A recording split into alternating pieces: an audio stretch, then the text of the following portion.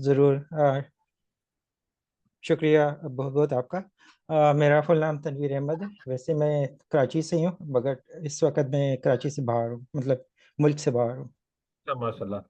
चलो, very good. अच्छा, तमिल साहब, आपका एजुकेशनल बैकग्राउंड क्या है? मैंने बी इंजीनियरिंग की है।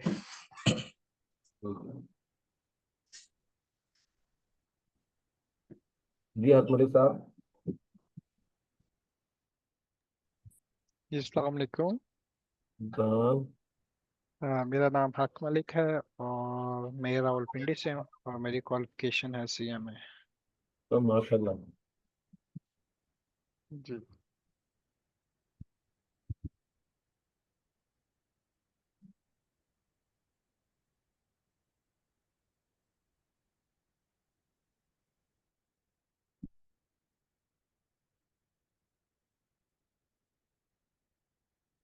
अच्छा, और हकमली साहब, आप अभी जॉब वगैरह करते हैं या आपका और इस वक्त टैक्सी सर्विसेज दे रहे हैं? कोई अपना थोड़ा सा तारुफ कराएं। अच्छा, नहीं, मैं तो क्वालिफिकेशन करने के बाद 1 साल जॉब की थी। उसके बाद जॉब वगैरह तो नहीं की, अपना बिजनेस ही करता रहा ऑनलाइन। और उसके बाद अभी मैंने लास्ट ईयर सर से कोर्स लिया था US टैक्सेशन का, अभी वो कर रहा हूँ। तो थोड़ा सा मैं पाकिस्तान टैक्सेशन से काफ़ी दूर हो गया था कि मैंने कभी प्रैक्टिस नहीं किया। पढ़ा तो ऑब्वियसली हम CMA में सब कुछ लेते हैं, अपनी रिटर्न्स कर ली, थोड़ी बहुत कर ली, मगर मैं चाहता थोड़ा ना अच्छा एडवांस लेवल का नॉलेज हो। पता तो है काफ़ी चीज़ें, बट मेरा एक था कि एक प्रॉपर एक कोई कोर्स के थ्रू ना मुझे चीज़ें रिवाइज हो जाए। और मैं दोबारा पाकिस्तानी टैक्स भी जो है वो स्टार्ट करना, अभी तो सिर्फ US टैक्सेशन ही कर रहा हूँ। वो सर फुरकान से कोर्स लिया था और उसी के थ्रू वही कर। जबरदस्त। तो क्या यूएस में क्या डॉलर कमाने में मजा नहीं आ रहा क्या, जब पाकिस्तानी रुपीस की तरफ दोबारा आ रहे हैं? जो एक दफा यूएस में लग जाए वो तो घूम के आता ही नहीं है। नहीं, बिल्कुल आपकी बात ठीक है। बट अभी मैं थोड़ा फ्री था तो इसलिए मैंने ले लिया। वैसे तो आपको पता ही है, 20 सीजन तो अच्छा लगा है। हाँ हाँ, अभी असल लास्ट में तो ये मजे की बात बताओ, इसमें क्या यूएस और पाकिस्तान टैक्स में जो दोनों सीजन है ना, वो आपस में क्लैश नहीं करते। क्लैश नहीं जनवरी करते, टू ये बहुत अप्रैल अच्छी आप है। कमाए यूएस टैक्स से, हम्म। और उसके बाद जो है आप फिर जुलाई से लेके सितंबर तक कमाए पाकिस्तानी टैक्स से। और बीच में जो आपके हेयरिंग्स, नोटिसेस और ऑडिट्स और ये वो आते रहे, तो वो एंजॉय करते रहे। तो दोनों सीजन क्लैश नहीं करते। आदमी फुल फुल टाइम में ना दोनों सीजन बहुत आराम से जो है उनको कैश कर सकता है, उसमें अच्छा जो है वो परफॉर्म कर सकता है।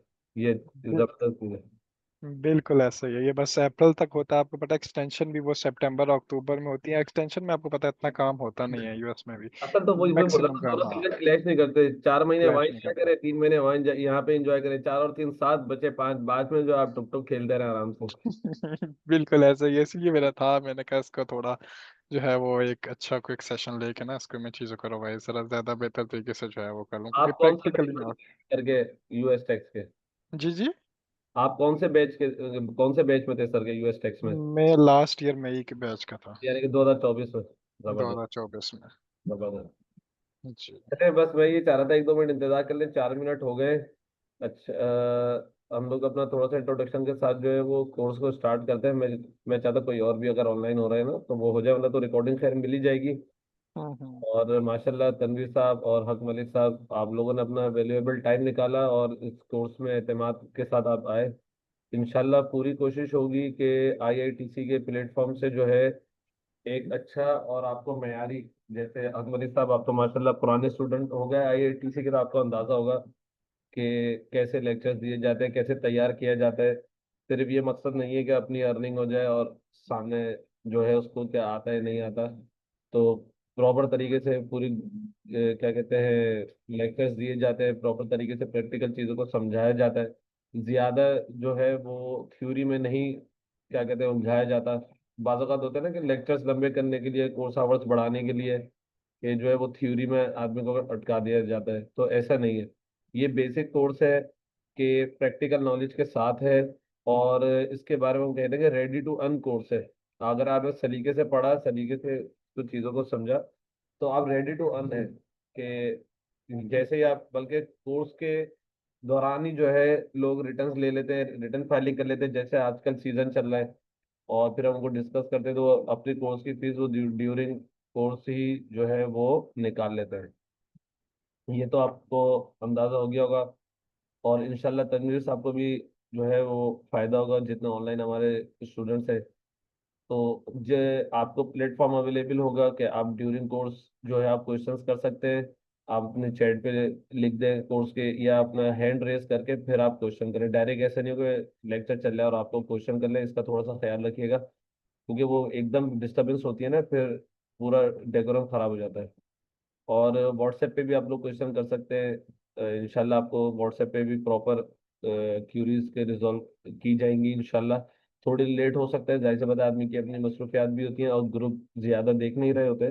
तो जिस वक्त में ग्रुप देखते हैं तो फिर एक साथ सबकी जो है वो क्यूरी रिजॉल्व हो रही होती है। जब पाकिस्तान टेक्स कोर्स में हम लोग प्रैक्टिकल की तरफ हमारा ज़्यादा रुझान होगा, पोर्टल की तरफ ज़्यादा चीज़ें होंगी। फिर जैसे जैसे आदमी कहते हैं ना फील्ड में आता है, तो फिर फील्ड के मुताबिक जो है वो चीज़ें समझता चला जाता है। ठीक है। तो अब तो फिर कोर्स का आगाज करते हैं। एक छोटी सी प्रेजेंटेशन है, तो थोड़ी बहुत उसमें जो है थ्योरी है, जो बेसिक थ्योरी कम से कम आनी चाहिए। अच्छा, कोर्स किसके लिए है? कोर्स उनके लिए है जो अपने पार्ट टाइम में एज अ साइड हसल के तौर पे जो है अपनी कंसल्टेंसी शुरू करना चाहते हैं। कंसल्टेंसी स्टार्ट करके जी पार्ट टाइम में शुरू कर दे, या जो और ऑलरेडी किसी लॉयर्स वगैरह के साथ जो, या टैक्स फर्म्स में या चार्ट अकाउंटेंट फर्म्स में ऑलरेडी काम कर रहे हैं, अपने स्किल्स को पॉलिश करना चाहते हैं, उनके लिए है। आजकल जो है अगर आप लोग कवर कर रहे हो जैसी जॉब्स आ रही हैं, तो उसमें अब सिर्फ ये नहीं आ रही कि जी अकाउंट्स ऑफिसर चाहिए, असिस्टेंट अकाउंट मैनेजर चाहिए, असिस्टेंट फाइनेंस मैनेजर चाहिए, बल्कि अब आ रहा है कि जी असिस्टेंट फाइनेंस मैनेजर कम जो है टैक्स नॉलेज हो, या अब जो है वो tax officer, assistant tax manager, tax manager की अब जॉब्स आ रही हैं। और आप साइड में अपनी कंसल्टेंसी भी स्टार्ट कर सकते हैं और एज अ जॉब प्रमोशन भी आप ले सकते हैं। जैसे कंपनीज में जो रिटर्न फाइल होती है, स्टेटमेंट फाइल होते हैं, वो सब आप इंशाल्लाह अजीज इस कोर्स के करने के बाद आप उस लेवल पर होंगे कि आप ये इंडिविजुअली ये काम जो है तरीके के साथ और एक अच्छे तरीके से कर रहे हैं। हमारे सिस्टम का आपको पता है कि सिस्टम कैसे चलता है, उसमें हम ज़्यादा बात नहीं करेंगे। और आपने अपनी रेड लाइंस खुद खुद खींचनी होंगी कि जी आपने क्या करना है क्या नहीं करना। क्योंकि हम जो अर्निंग है, ये बात याद रखिएगा, हलाल कमाना जो है दूसरे फराइज के बाद है। ठीक है ना? और नमाज, कुरान, खिदमत, जो हमारे ऊपर जो अल्लाह रब्बुल इज़्ज़त ने जो दीन इस्लाम में चीज़ें फ़र्ज की गई हैं, जिनकी तालीमात आप सल्लल्लाहु अलैहि वसल्लम की तरफ से हमें दी गई हैं, उसके बाद जो है ना रिस्क कमाना जो है वो फ़र्ज है, और वो भी हलाल कमाना। तो हलाल की तरफ तवज्जो के साथ रखेंगे। ग्रोथ थोड़ी स्लो होती है लेकिन होती बहुत पायदार है। तो और हराम से बचना है, किसी गलत चीज़ में हाथ नहीं डालना कि जी सिस्टम तो ऐसा है तो हम भी कर ले, ऐसा नहीं है। आपने अपने आप को बचा के चलना है। आपने जो है सिर्फ ये बात याद नहीं रखनी कि मेरा राइट, आपने अपनी ड्यूटीज को याद रखना है। राइट अल्लाह पाक दे देंगे, अपनी ड्यूटीज सही परफॉर्म करनी है, तो उसका थोड़ा बहुत ख्याल रख के चलना है। ठीक है जी। तो हम लोग आगाज करते हैं, बिस्मिल्लाह रहमान रहीम। मैं आपके साथ जो स्क्रीन शेयर कर लेता हूँ।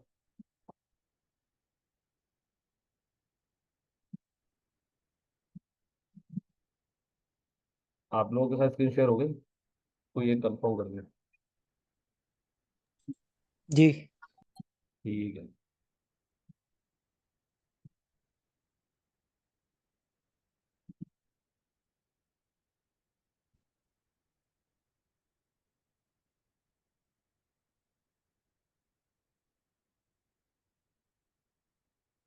इसमें अगर हम बात करते हैं, तो हमारे पास जो है इनकम टैक्स ऑर्डिनेंस, दो टैक्स लॉज हमारे पास है। एक है इनकम टैक्स और दूसरा है सेल्स टैक्स। इनकम टैक्स में कुछ चीज़ हमारे पास इनडायरेक्टली लग रही होती है और डायरेक्टली भी लग रही है, तो सेल टैक्स तो जो है वो है ही इनडायरेक्ट टैक्स। और इसमें हमारे पास अगर हम इनकम टैक्स की बात करते हैं, तो हमारे पास इनकम टैक्स ऑर्डिनेंस मिलता है, जिसमें तमाम टैक्स लॉस जो है वो डिफाइन है, और फिर इनके रूल्स मिलते हैं। इनकम टैक्स ऑर्डिनेंस अब हमारे पास चलता है 2001, और जो रूल्स है वो 2002। इसमें तकरीबन जो है वो 13 चैप्टर्स है, 336 सेक्शंस मौजूद हैं। और आपके जो है क्या कहते हैं 11 शेड्यूल्स है। चैप्टर्स में 330 अप्रॉक्स सेक्शंस मौजूद हैं और 232 एक्टिव है। एक्टिव है। और शेड्यूल जो है वो आपके पास दो मिलते हैं, नोटिस और application formats, return and statements. ठीक है, तो ये एक छोटी छोटी सी नॉलेज है, ये आपको होनी चाहिए। इंटरव्यू में क्वेश्चंस वगैरह होते हैं, ये उस हिसाब से भी थोड़ी सी चीज़ें डिजाइन की गई हैं कि जो इंटरव्यू में जो क्वेश्चन आंसर होते हैं उसके लिए भी आपको साथ साथ जो है वो प्रिपेयर किया जा सके। डेली टास्क आपके क्या होंगे अगर आप इस चीज को जो है वो प्रॉपर तरीके से और सीरियस होके जो है वो आप जो है क्या कहते हैं टैक्स एरिया में काम करना चाहते हैं। डेली टैक्स की न्यूज़ से आप अपडेट रहें, डेली अपडेट्स आती है, एसआरओज आते हैं, सर्कुलर्स आते हैं, उस पर रीड। आपने रोजाना एक सेक्शन जो है वो पढ़ना है, उसके रूल्स के साथ, डेफिनेशन के साथ। अगर कोई केस लॉ आपको मिल जाए वो आपने पढ़ लेना है। वन केस लॉ तकरीबन आप रोजाना देखें। अच्छा ये कहाँ से मिलते हैं, पाकिस्तान टैक्स डिसीजन के नाम से जर्नल होता है वो है, और बाकी इसी तरीके से जो है प्रीवियस जो हिस्टोरिकल जो केस लॉज है वो अब इंटरनेट पे भी अवेलेबल है। वो दो चार फर्म्स हैं, वो आपसे सालाना चार्ज करती है 25-30 हज़ार रुपये। आप उनकी मेंबरशिप फीस है जो आपको वो पोर्टल फिर आप उनका यूज़ कर सकते हैं, जिसमें ये तमाम हिस्टोरिकल चीज़ें आपको मिल जाती हैं। तो इसको भी आप देख सकते हैं। और अगर आप किसी लॉयर के साथ काम कर रहे हैं तो जो उनकी हियरिंग्स वगैरह होती हैं हाई कोर्ट सुप्रीम कोर्ट में, तो उनके साथ जो है आप लोग बैठे उनकी हियरिंग्स में हिस्सा ले। जे अब बैठ के देखें कि वो कैसे वो हियरिंग करा रहे हैं, क्या क्वेश्चन हो रहा है, क्या आंसर हो रहा है, कैसे चीज़ों को टैकल किया जा रहा है। तो अगर आप बिल्कुल सीरियस होके और प्रॉपर तरीके से कहते हैं कि बिल्कुल कमांड हासिल करनी है, मास्टर बनना है, तो आपने फिर इन चीज़ों का ख्याल रखना होगा। डेजिग्नेशन जो होती हैं उसमें चीफ कमिश्नर सबसे हायर अथॉरिटी है अपने रीजन की, फिर उसके बाद कमिश्नर, फिर कमिश्नर अपील्स हैं, additional commissioners, deputy commissioners, assistant commissioner, officer inland revenues. अक्सर जो नोटिस वगैरह आते हैं वो असिस्टेंट कमिश्नर वगैरह की तरफ से आते हैं, और वहीं से जो है आप लोग अपनी डील वगैरह करते हैं और हियरिंग वगैरह उनको करा रहे होते हैं। बहुत कम केसेस में ऐसा होता है कि आपको कमिश्नर की तरफ जाना पड़ता है। हाँ, अगर कोई कमिश्नर आपके खिलाफ या कोई कमिश्नर कोई ऐसा आपको रूलिंग दे देता है जिससे आप सेटिस्फाई नहीं है और आपको लगता है कि जी आपके साथ ज्यादती है, तो फिर आप अपील में जाते हैं। तो उसके लिए फिर आपको जो है कमिश्नर अपील के पास जो है वो जाना पड़ता है।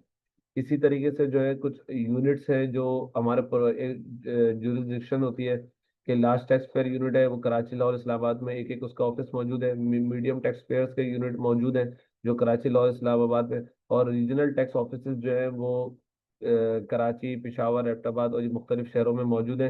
कराची में जो है वो 3 रीजनल टैक्स ऑफिस है, जैसे आपने सुना होगा RTO 1, RTO 2, RTO 3, और एक कॉर्पोरेट ऑफिस है। उसके बाद MTO आ जाता है और LTO आ जाता है। ये दिलचस्प चीजें जो है आपकी इंफॉर्मेशन के लिए। टाइप ऑफ टैक्स पेयर्स की बात कर ले, ये आपको प्रॉपर पता होने चाहिए, ये आपको याद भी होने चाहिए कि ये टाइप टैक्स पेयर्स की कितनी टाइप होती हैं। तो पाकिस्तान में टैक्स पेयर्स की जो है वो 3 टाइप्स हैं। Almost all over the world यही चल रहा होता है, बस बाकी तो चीज़ें चेंज हो रही होती हैं। कहीं पे जो है वो LLC का नाम दिया जा रहा होता है, LLP का नाम दिया जा रहा होता है, कंपनी बन रही होती है। इंडिविजुअल एज सच ज़्यादा परफॉर्म नहीं हो रहा था। हाँ, सैलरीड क्लास और इंडिविजुअल सब जगह सेम ही होगी। तो पाकिस्तान की अगर हम बात कर रहे हैं पर्टिकुलरली, तो हमारे पास जो 3 टाइप्स की टैक्स पेयर्स हैं, जिसमें एक इंडिविजुअल जिसे हम सैलरीड भी हो सकता है, बिजनेस प्रोपराइटर जिसे हम कहते हैं सोल प्रोपराइटर वो भी हो सकता है, association of person means partnership, जैसे आपस में 2 लोगों ने मिलकर पार्टनरशिप कर ली, तो वो पार्टनरशिप को हम AOP कहते हैं FBR के टर्म्स में। और company means private limited company, और इन शॉर्ट अगर मैं इसको कर दूं कि जो थ्रू रजिस्टर्ड हो SECP से।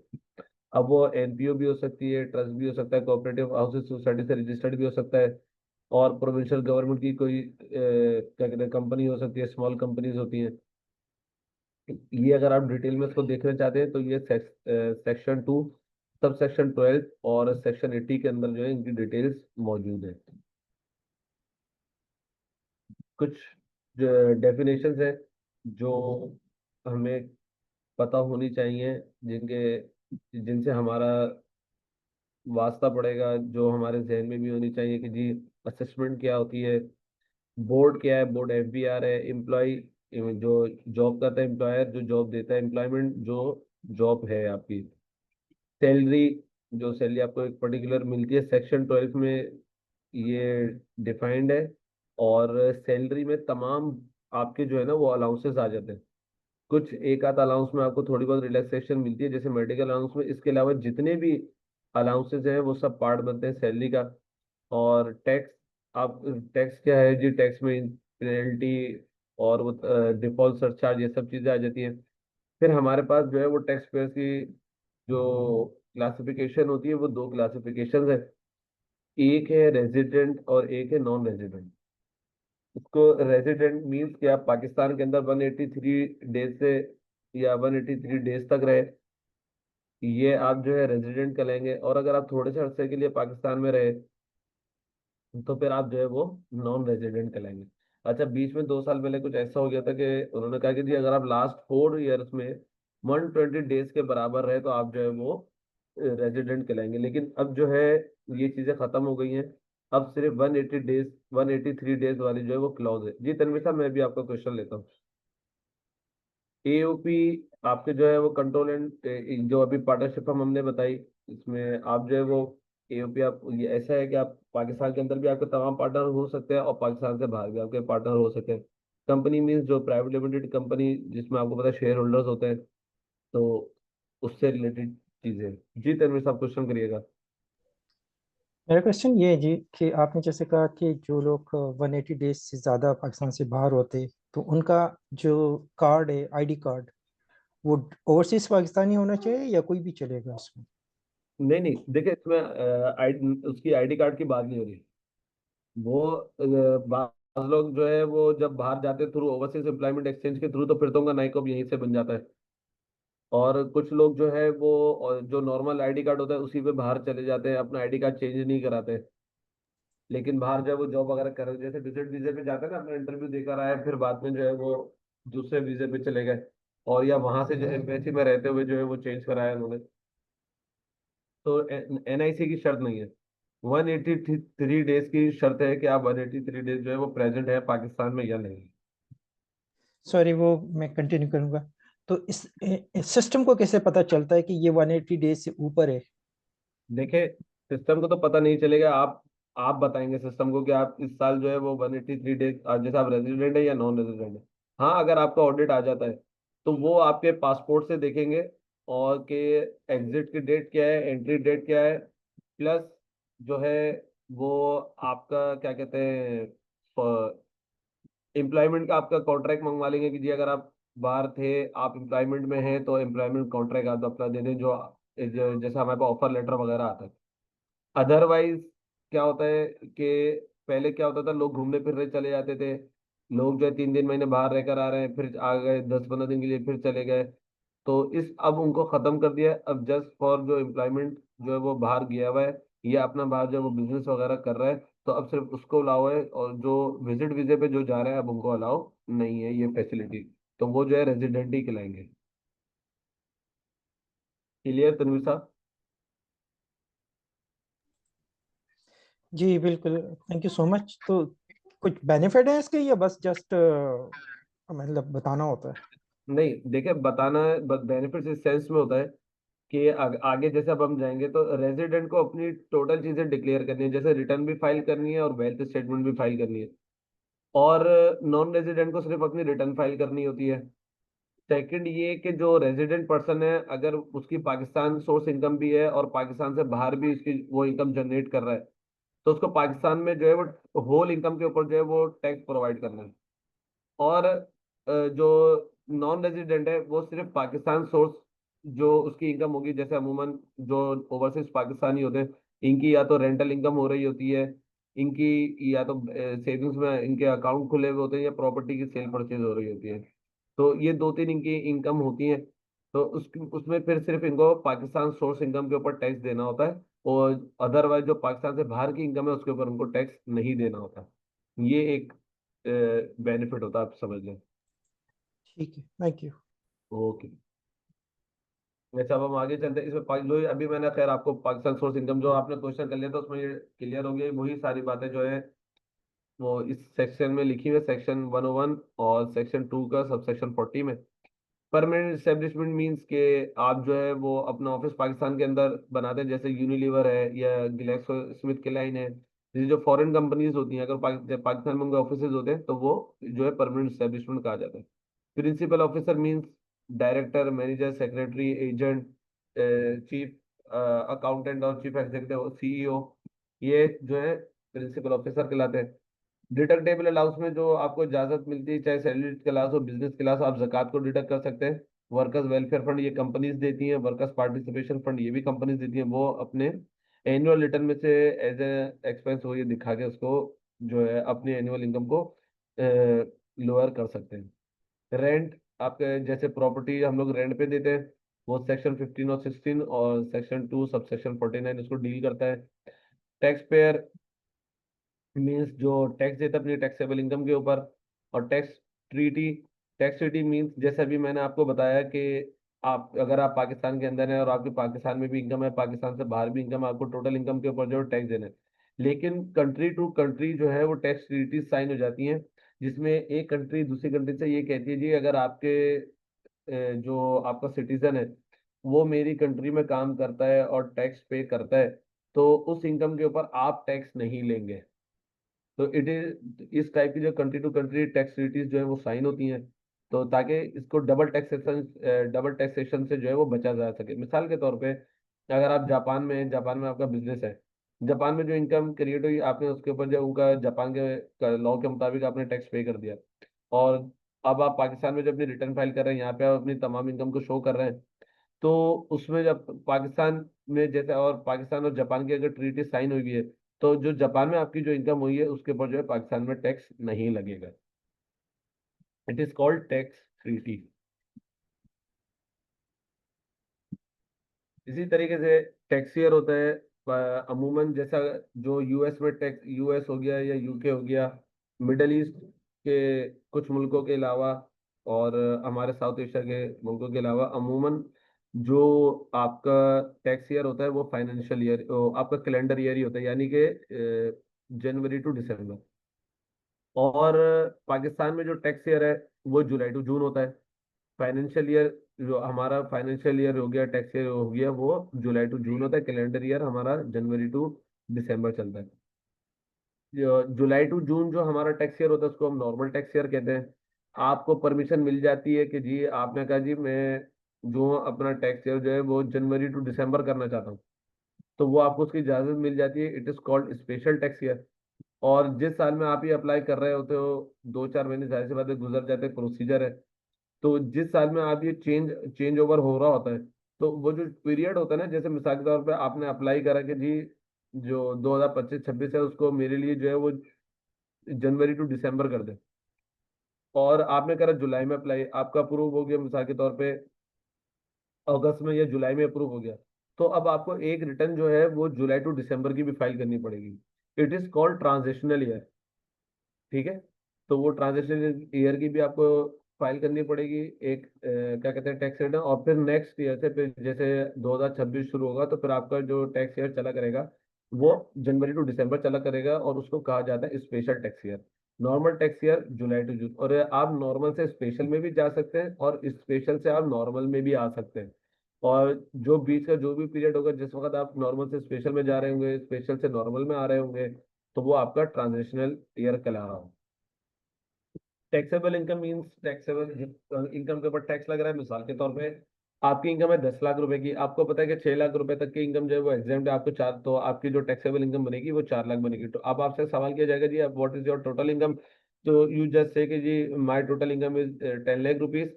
और another question is what is your taxable income, तो you can say my taxable income is 4 lakh only. तो ये डिफरेंस है टोटल इनकम और टैक्सेबल इनकम। इनकम क्या, इनकम किसे कहते हैं, सेक्शन 2 सब सेक्शन 20 को बताते हैं, जिसके ऊपर टैक्स लगे आपका, जिसके ऊपर जो है वो कलेक्शन और डिडक्शन और टैक्स की, और any amount treated as income under any provision of this ordinance, और any loss of income, insurance claim, business disturbance compensation वगैरह जो या इंश्योरेंस इंश्योरेंस क्लेम वगैरह भी जो आपको मिलेगा वो सब आपका जो है इनकम में शुमार होगा। हेड ऑफ इनकम आपके पास 5 है। सैलरी इनकम होगी, सैलरी से आप ड्राइव कर रहे होंगे। प्रॉपर्टी इनकम होगी, यहाँ से प्रॉपर्टी इनकम से मुराद आपकी रेंटल इनकम है। इनकम फ्रॉम बिजनेस यानी कि आपकी बिजनेस इनकम होगी। कैपिटल गेन्स यानी कि जैसे आप मिसाल के तौर पर आपने कोई प्रॉपर्टी 1 करोड़ की खरीदी, 1.5 करोड़ की बेच दी, आपने जो है वो शेयर मार्केट में इन्वेस्टमेंट करी हुई थी, आपने जो है शेयर 50 लाख रुपए खरीदे थे, आजकल स्टॉक मार्केट ऊपर जा रही है, आपने वो 75 लाख रुपए के बेच दिए। इसी तरीके से any type of commodity you can trade, तो उसमें आपका कैपिटल गेन आ जाएगा। इनकम फ्रॉम अदर सोर्सेज जैसे आपका जो है मेन सोर्स ऑफ इनकम आपका बिजनेस है, तो आपने साइड में जैसे किसी को कंसल्टेंसी दे दी, या साइड में आपने जो है कुछ छोटा मोटा जो आप बिजनेस नहीं करते, जिस चीज का आपने किसी ब्रोकरेज आपने कर ली, कहीं पे आपने को कमीशन मिल गया, तो इनकम फ्रॉम अदर सोर्सेज आपकी कहलाएंगी। टैक्स एग्जेम्पशन आपको कुछ मिलती है, उसमें 41-55 सेक्शन है। एग्रीकल्चर या प्रेसिडेंट ऑन स्कॉलरशिप, अगर आप वो उनके ऊपर टैक्स नहीं लगता। Exemption from total income part 1 को देख रहा होता है। रिडक्शन इन टैक्स रेट्स आपको मिल जाते हैं, जैसे या रिडक्शन इन टैक्स लाइबिलिटी और exemption from specific provision, exemption through notification. मिसाल के तौर पे आप जो है, जैसे अभी आपने कुछ सुना होगा कि हम लोग चीनी जो है, जैसे शुगर जो है, वो हम बाहर से मंगवा रहे थे पाकिस्तान में शॉर्टेज की वजह से। तो गवर्नमेंट ने जो है वो एक एसआरओ दिया था कि जी आप जो है वो इंपोर्ट कर ले शुगर, आपके ऊपर कोई ड्यूटी नहीं लगेगी। तो वो एग्जेम्पशन मिल रही थी ना आपको टैक्स से रिलेटेड, जिसके ऊपर आईएमएफ नाराज हो गया था। तो इस तरह के कोई नोटिफिकेशन वगैरह आ जाते हैं, आपको जो है वक्ती तौर पर एग्जेम्पशन वगैरह मिल जाती है, जब फलाना काम कर ले तो हम जैसे अभी सैलाब आ गया, तो हो सकता है खैबर पख्तूनख्वा से कहें जी आपकी जो नुकसान हुआ है आप लोगों का, तो इस साल जो है हम आपको आपसे टैक्स नहीं लेंगे, या आपको टैक्स पर 50% डिस्काउंट दे देंगे। तो ये वक्तन फवक्तन चीजें निकलती है। या हो सकता है आप वो ये बोल देंगे जी आपका जितना भी टैक्स बनता है हम वो आपसे 50% लेंगे, तो इट इज कॉल्ड रिडक्शन। तो रिड्यूस रेट आपके रेट एक तरीके से आपके ऊपर उस वक्त भी लगता है जब आप जो है रजिस्टर्ड टैक्स, जो आपके रजिस्टर्ड चैरिटेबल ऑर्गेनाइजेशन है, just like the Aga Khan, the Indus hospital, Akhuwat, citizen foundation, Hunar foundation, Saylani welfare, अगर आप इन लोगों को जो है वो डोनेशन देते हैं, तो उन उस डोनेशन के ऊपर वो आप जो है at the time of filing your income tax return you can claim these क्या कहते हैं डोनेशन, तो आपके जो है टैक्स में जो है वो कमी हो जाएगी। मिसाल के तौर पे ये कैलकुलेशन अभी आगे आएगी कि आपके ऊपर कहीं पे 50,000 रुपए का टैक्स बन रहा था, और आपने इन लोगों को जो है वो डोनेशन दी हुई थी, तो आपके ऊपर जो है वो 35,000 रुपए का टैक्स हो गया, आपको जो है 15,000 रुपए का डिस्काउंट मिल गया।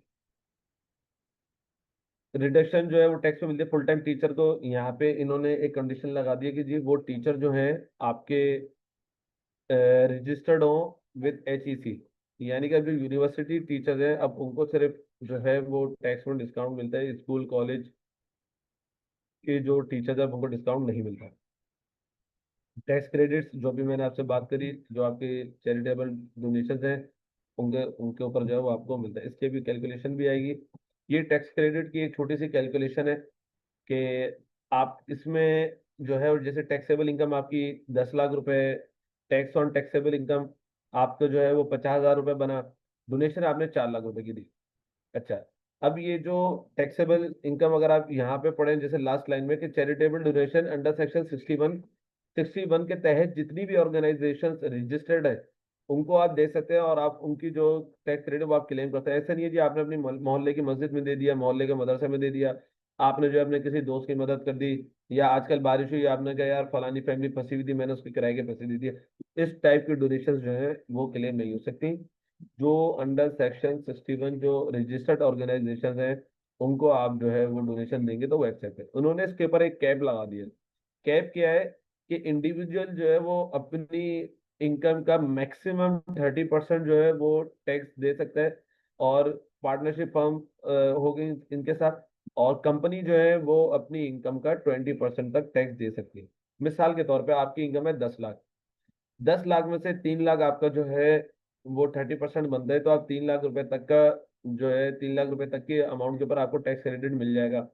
अगर आपने 1 लाख की डोनेशन दी तो 1 लाख रुपए के ऊपर ही मिलेगा, विच एवर इज लोअर। ऐसा नहीं है आप दे 1 लाख रुपए और मजे ले लें आप 3 लाख के रुपए के ऊपर, ऐसा नहीं है। हाँ, आपने डोनेशन दे दी 4 लाख की, तो मजे आपको मिलेंगे सिर्फ 3 लाख के, ठीक है। बाकी जो है वो आपको छोड़ना पड़ेगा, ये कैप लगा हुआ है। इसी तरीके से कंपनीज के ऊपर जो है वो 20% का कैप है, और अगर आप 20% से वो कम देंगी कंपनी, तो उनके जो है उस कम अमाउंट के ऊपर उनको रिलीफ मिलेगा, और अगर ज्यादा दे देंगी तो सिर्फ 20% तक जो है वो रिलीफ मिलेगा। ये जो है अपर लिमिट जो है इसमें डिफाइन है। ये छोटी सी कैलकुलेशन है कि जी आपकी टैक्सेबल इनकम 10 लाख रुपए थी, टैक्स आपके ऊपर बन रहा था 50,000 रुपए, डोनेशन आपने दे दी 4 लाख रुपए। अब हम पढ़कर आ रहे हैं कि जी जो इंडिविजुअल या AOP की जो लिमिट है वो 30% की है। तो अब वो 30% आपकी टैक्सेबल इनकम का बना 3 लाख। तो हम क्या करेंगे, 50,000 को हमने पहले डिवाइड करेंगे, हमें जो है वो एक रेट निकालना है कि जितना हमें कि हमें डिस्काउंट कितना मिलेगा। उसका आसान सा तरीका ये है कि जो आपके टैक्स लग रहा है आपके टैक्सेबल इनकम के ऊपर, आप उस टैक्स अमाउंट को डिवाइड कर दें अपनी टैक्सेबल इनकम से। तो जैसे ही हमने 50,000 को डिवाइड करा 10 लाख से और मल्टीप्लाई कर देंगे हमारी डोनेशन अमाउंट। हमारी डोनेशन ज्यादा थी 4 लाख, और हमें पता है कि जी 4 लाख के ऊपर तो मुझे क्लेम मिलेगा नहीं, क्लेम मिलेगा मुझे अपर लिमिट के ऊपर। अपर लिमिट है मेरी 3 लाख, मल्टीप्लाई कर देंगे हम 3 लाख से, तो वो हमारे पास एक अमाउंट निकल कर आएगी। It is called tax credit. और you can say in simple words के जी एक डिस्काउंट आपको मिल गया टैक्स पेमेंट में। तो 50,000 रुपए के ऊपर जो मेरा टैक्स निकल रहा था, 15,000 रुपए का मुझे डिस्काउंट मिला, और नेट लाइबिलिटी मेरे ऊपर क्रिएट हो गई 35,000 रुपए की। तो जो आपने अल्लाह के रास्ते में आपने पैसे खर्च करे, उसका फायदा अल्लाह रब्बुल इज्जत भी आपको देंगे, और उसका थोड़ा सा फायदा एफबीआर भी आपको दे रहा है कि आपने जो है गुड एक्ट किया। अच्छा, एडवांस टैक्स आपको देना होता है। एडवांस टैक्स से नोटिस अक्सर लोगों को आते हैं जिनकी, जो आजकल प्रीवियस ईयर हमने देखा, जिनकी इनकम जो है वो मोर देन 1 करोड़ रुपीस थी, तो उनको भी एडवांस टैक्स के जो है वो नोटिस आए। और उसके तरीके एओपी और इंडिविजुअल को जो है वो हर क्वार्टरली 15, जैसे जुलाई टू सितंबर एक क्वार्टर होता है, तो अक्टूबर की 15 तक, इसी तरीके से जनवरी की 15 तक, अप्रैल की 15 तक, और लास्ट क्वार्टर के महीने यानी कि जून के अंदर ही आपको 15 तक जो है वो अपना एडवांस टैक्स का स्टेटमेंट जमा कराना होता है। और ये डेट जो है कंपनी के लिए 25 है। ये जो है कंपनीज के लिए जो है वो 25 है। जैसे 25 अक्टूबर, 25 जनवरी, 25 अप्रैल और 25 जून।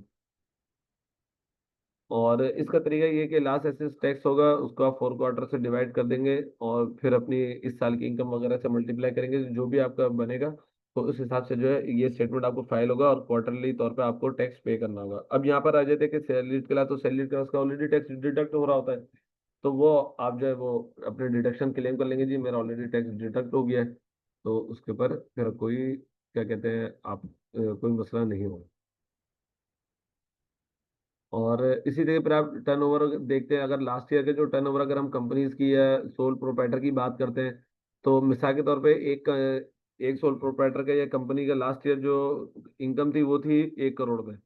तो अब जो नेक्स्ट ईयर यानी कि जो इस वक्त टैक्स है 2026 अभी शुरू हुआ है, जिसका भी दूसरा महीना है अगस्त, तो अगर आप इसको इसकी क्वार्टर की आप जब अक्टूबर में फाइलिंग करेंगे, तो आप उस लास्ट ईयर के जो टैक्स बन रहा होगा उसको मल्टीप्लाई कर देंगे 110% से, और डिवाइड कर देंगे 4 से, तो क्वार्टरली आपका जो है वो टैक्स की पेमेंट निकल आएगी।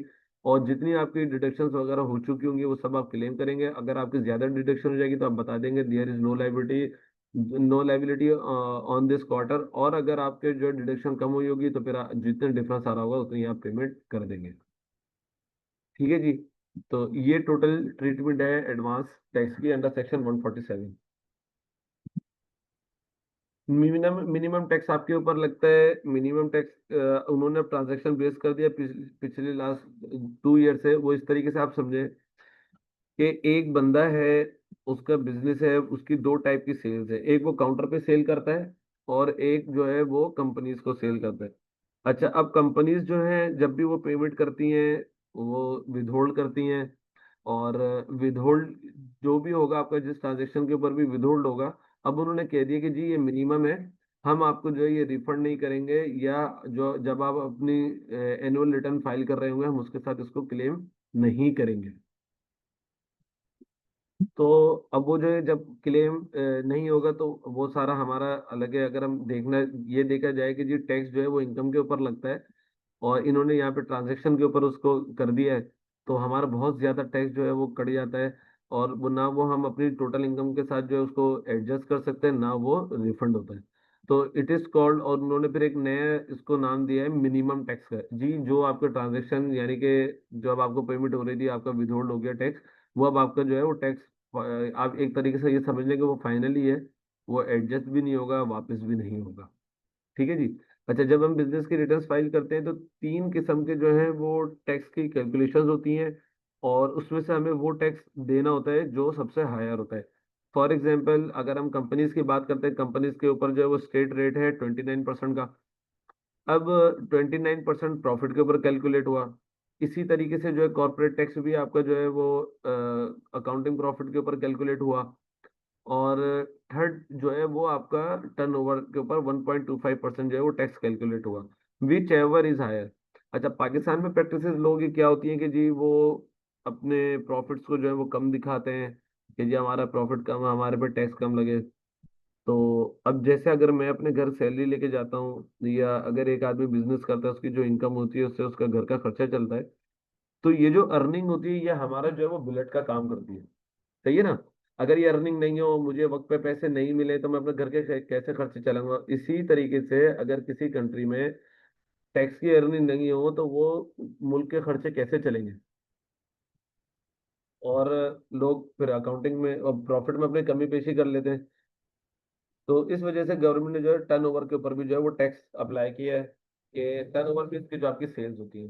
अब आपके ने पूरे साल आपने सेल्स करी 50 करोड़ रुपए की, और जब ईयर एंड हुआ फिर आपने दिखा दिया मुझे तो लॉस हो गया, तो गवर्नमेंट कैसे फिर भाई चलेगी अगर आप इसको टैक्स नहीं देंगे। तो इसलिए गवर्नमेंट ने कहा ठीक है, तुम लॉस करो या मुनाफा करो, मसला नहीं है, तुम मुझे टर्नओवर के ऊपर टैक्स दे दो। और उन्होंने जो है वो 3 टाइप्स की कैलकुलेशन लगा दी है कि आपकी सेल्स के ऊपर कैलकुलेट हो जाता है, एक आपका जो है वो अकाउंटिंग प्रॉफिट के ऊपर कैलकुलेट हो जाता है विच इज 17% रेट, और एक जो है आपका नेट प्रॉफिट के ऊपर कैलकुलेट हो जाता है वो विच इज 29%। अच्छा, अब आपको ये कंफ्यूजन होगी कि व्हाट इज अकाउंटिंग प्रॉफिट और व्हाट इज जो रिटर्न में आ रहा है।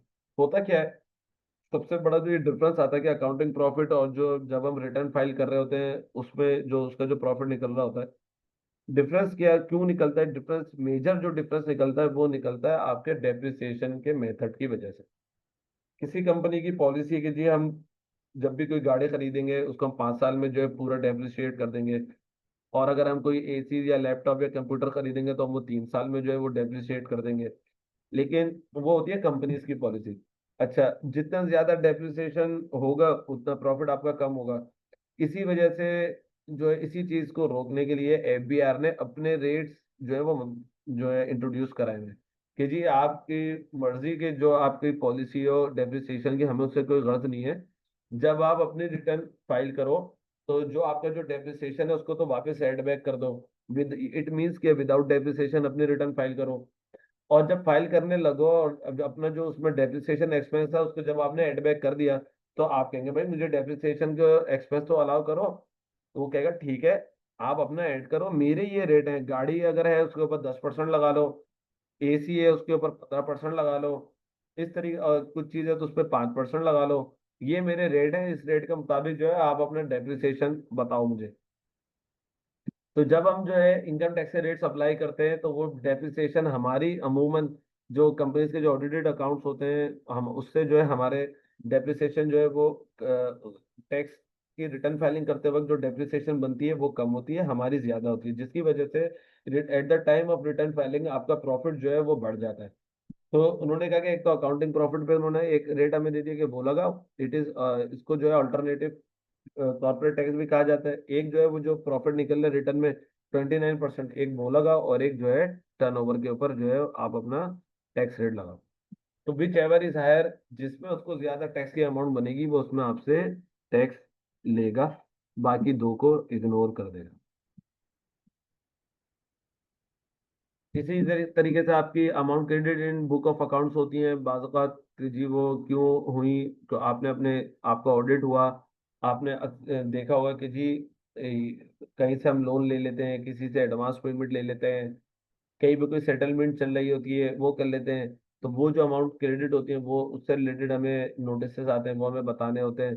कहीं पे हम अपनी सेल को छुपा लेते हैं या प्रोडक्शन को छुपा लेते हैं, सेल कम दिखाते हैं या प्रोडक्शन कॉस्ट हम ज्यादा दिखाते हैं, उसमें कहीं पे फर्क हो रहा होता है। तो वो ये तमाम चीजें जो है वो अंडर सेक्शन 111 जो है वो रिलेटेड होती है, और इससे जो है हमें जो है वो पूछगिछ होती है।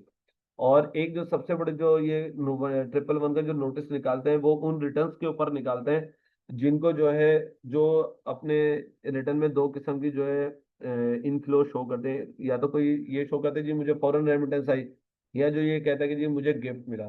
तो उस पे तो ये झट से ही जो है ना ये 111 का जो है क्या कहते हैं नोटिस फौरन निकालते हैं कि जी अनएक्सप्लेन्ड है, हमें डिफाइन करो। तो बस ये तंग करने की बात है। और कोई ऐसे नहीं है कि जी जिसके पास प्रॉपर डॉक्यूमेंट है आप उसका केस फौरन क्लोज कर दें, लेकिन जो है वो केस क्लोज नहीं हो रहे होते। अच्छा, पहले क्या होता था कि पहले की अमाउंट अनलिमिटेड थी कि आपके वो पास अगर फॉरेन रेमिटेंस आ रही है तो एफबीआर जो है और लेकिन अगर वो आई थ्रू बैंकिंग चैनल से, प्रॉपर चैनल से आई है और अकाउंट टू अकाउंट आई है, तो फिर तो वो आपसे जो है वो क्वेश्चन नहीं करते, उसको ये इख्तियार नहीं था एफबीआर को कि जी आपसे कोई क्वेश्चन करे कि इसके बारे में आप बताएं, क्योंकि वो बैंकिंग चैनल से आई है। लेकिन इसके ऊपर अब जो है वो लिमिट लगा दी है कि 50 लाख रुपए तक की अगर पूरे साल में आपकी अमाउंट आएगी, क्या कहते हैं, 50 लाख रुपए की पूरी अमाउंट आएगी पूरे साल में foreign remittance through banking channel, तो आपसे क्वेश्चन नहीं होगा। लेकिन अगर 50 लाख रुपए से ज्यादा आएगी तो इट इज क्वेश्चनेबल है। लेकिन ये लोग चाहे आप 10 लाख रुपए भी फॉरेन रेमिटेंस दिखा दो, ये लोग उसके ऊपर भी जो है वो नोटिस लिख देते हैं। तो 50 लाख बस याद रखिएगा कि 50 लाख के ऊपर कोई क्वेश्चन नहीं है। अगर कोई नोटिस आता है तो आपने रिप्लाई, सिंपल रिप्लाई करने के लिए, 50 लाख रुपए के ऊपर तो कोई क्वेश्चन नहीं है। लेकिन शर्त यह है कि वो बैंकिंग चैनल से हो, तो आपको उसे नोटिस के जब आप रिप्लाई कर रहे होंगे तो वह आपको उसके एविडेंस साथ लगाने होंगे कि जी ये थ्रू बैंकिंग चैनल आई है, ये इसके एविडेंसेस हैं। और मजीद आप जो है, आपको ये इख्तियार नहीं है कि आप जो है मुझसे ज्यादा क्वेश्चन जो है वो इस इनकम के इस इनफ्लो के बारे में करें। अच्छा, ये कुछ आप समझ लें कि आपको थोड़ी सी रियायत मिलती है। अभी इस बजट की बात नहीं कर रहा, इस बजट ये सारी जो बातें हैं ये फाइलर के लिए चल रही हैं कि अगर आप इमूवेबल प्रॉपर्टी 50 लाख रुपए तक की खरीदते हैं तो आप कैश के ऊपर खरीद सकते हैं। और अगर आप कोई गाड़ी वगैरह खरीदते हैं, कोई और एसेट खरीदते हैं, तो वो आप जो है कैश के ऊपर सिर्फ 10 लाख रुपए तक का खरीद सकते हैं। और जो है अगर इनकेस नॉन कंप्लाइंस हो गया, कोई डिस्क्रिप्शन अगर आपकी आ जाती है प्राइस वगैरह में, तो वो फिर टाइम होगा कैलकुलेशन ऑफ गेन के ऊपर जो है वो देखा जाएगा। और पेनल्टी फॉर रिमूवेबल प्रॉपर्टी 5% आपको लगेगी अगर आप कोई घर वगैरह खरीदते हैं ज्यादा का कैश के ऊपर, तो 5% ऑफ एफबीआर वैल्यू आपको जो है इसके पेनलाइज किया जा सकता है। तो इसका थोड़ा सा आपने ख्याल रखना है। और अगर आप कोई घर कैश वगैरह में खरीदे तो कैश की पेमेंट जो है वो आप 50 लाख से ज्यादा ना करें। और कोई गाड़ी वगैरह या कोई और चीज अगर आप खरीदें तो उसकी पेमेंट आप 10 लाख रुपए से ज्यादा कैश में नहीं करें। थ्रू बैंकिंग चैनल करें, चाहे ऑनलाइन ट्रांसफर करें या चेक बनाएं या पे ऑर्डर करें या रियल टाइम ट्रांसफर करें। कुछ ये ध्यान में रखें कि non recognition rule under section 79 और ट्रांसफर ऑफ एसेट्स आपके अंडर सेक्शन 90 में देखे जाते हैं। रिकवरी ऑफ टैक्स अगर आपसे होती है, कोई ऑडिट वगैरह आते हैं, तो वो अंडर सेक्शन 137, 138 और 140 के तहत होता है। विद होल्डिंग टैक्सेस जो हम कर रहे होते हैं या हमारे हो रहे होते हैं वो अंडर सेक्शन 161 और 162 के तहत होते हैं। कंडोनेशन ऑफ टाइम लिमिट जो है वो 214 ए के तहत हो रही है। डिफॉल्ट सरचार्ज अगर आपके ऊपर लगता है तो वो अंडर सेक्शन 205 है। पेनल्टीज आपके ऊपर जो लगती है वो अंडर सेक्शन 182 लग सकती है। नोटिस ऑफ ऑब्टेन इन्फॉर्मेशन और एविडेंस, यानी कि आपको जो ऑडिट का नोटिस आएगा वो अंडर सेक्शन 176 आएगा। ये छोटी सी एक प्रेजेंटेशन थी। इसके बाद एक और प्रेजेंटेशन है, वही थोड़ी सी बेसिक्स बातें, इसलिए कि थोड़ा सा ग्राउंड बना लें, थोड़ी सी चीजें पता हो, थोड़ी सी हमें जो है वो टर्म्स पता चल जाए टैक्स की। और इससे रिलेटेड अगर आपके कोई क्वेश्चंस हैं तो वो मुझसे करें, वरना फिर मैं दूसरी प्रेजेंटेशन की तरफ बढ़ूंगा। जी मिस्टर हक मलिक साहब, मिस्टर तनवीर साहब, मिस्टर असद साहब और नबील साहब, एनी क्वेश्चन? नहीं, क्लियर क्लियर है मेरी तरफ से जी। Okay sir.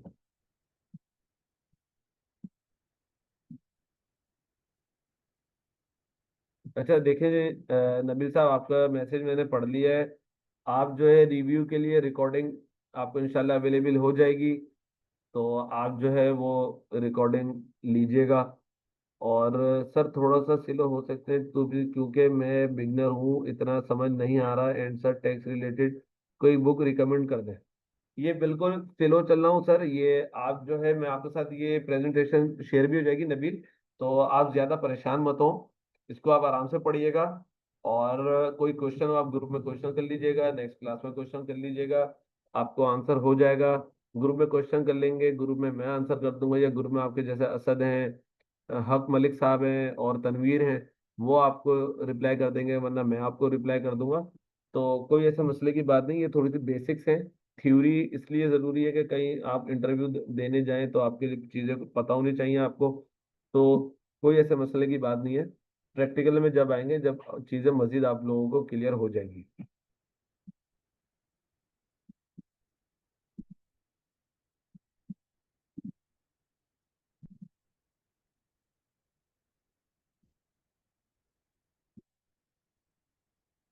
अच्छा जनाब, आपके साथ मैं सेकंड करने लगा हूँ, तकरीबन वही चीजें होंगी।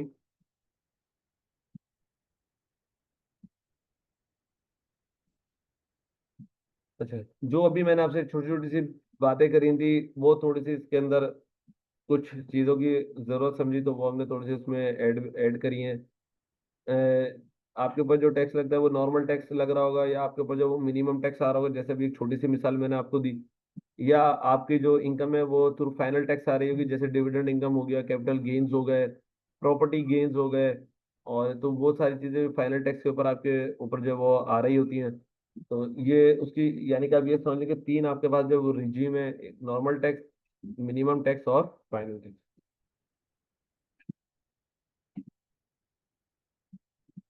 इसी के साथ जो है आपका, जो हमने अभी बात करी इंडिविजुअल, एओपी और कंपनी, वही थोड़ी सी और डिटेल में हमने इसको लिख दिया। और चार्जेबिलिटी ऑफ टैक्स आपके ऊपर लगेगी, वो नॉर्मल टैक्स रिजीम में आ रही होगी, जैसे आपका जो है इनकम टैक्स, आपका tax rate multiply by taxable income minus tax credits, ये इसकी कैलकुलेशन है। और final tax regime withholding tax based tax liability, dividend income वगैरह फाइनल टैक्स में आ जाएगा। और आपकी जो किसी जगह पे जो है वो ज्यादा आपका विदहोल्डिंग हो गया, तो बाकी जितनी भी आपकी बचेगी अमाउंट, वो ना रिफंड होगी ना एडजस्ट होगी। उसके लिए जैसे आप सप्लाई के कहीं पे सप्लाई देते हैं, कहीं पे सर्विसेज देते हैं, कहीं पे आपका कॉन्ट्रैक्ट हुआ हुआ है, कहीं पे कमीशन इनकम हुई हुई है, तो जब कंपनीज आपको इन इन हेड्स के ऊपर पेमेंट कर रही होंगी, तो जो जितनी अमाउंट वो विदहोल्ड कर रही होंगी, और चाहे जब आप रिटर्न फाइल करेंगे तो इनकम के ऊपर आपका टैक्स कम बन रहा होगा और विदहोल्डिंग ज्यादा हो रही होगी, तो ये आपका जो है वो फाइनल, तकरीबन फाइनल कहलाएगा, इसका कोई आपको खास बेनिफिट नहीं मिल रहा हो। अच्छा, इनकम टैक्स जो आपके नॉर्मल टैक्स रिजीम के अंदर आ रही है, उसमें हेड ऑफ इनकम आपके हैं। और इसमें टैक्सेबल इनकम जो भी हमने पीछे बात करी, ये वही थोड़ी सी डिटेल में इसको हमने बताया। और हेड ऑफ इनकम आर वही salary income, business income, capital gain, income from other sources, deduction if any allow are deducted from income under each head.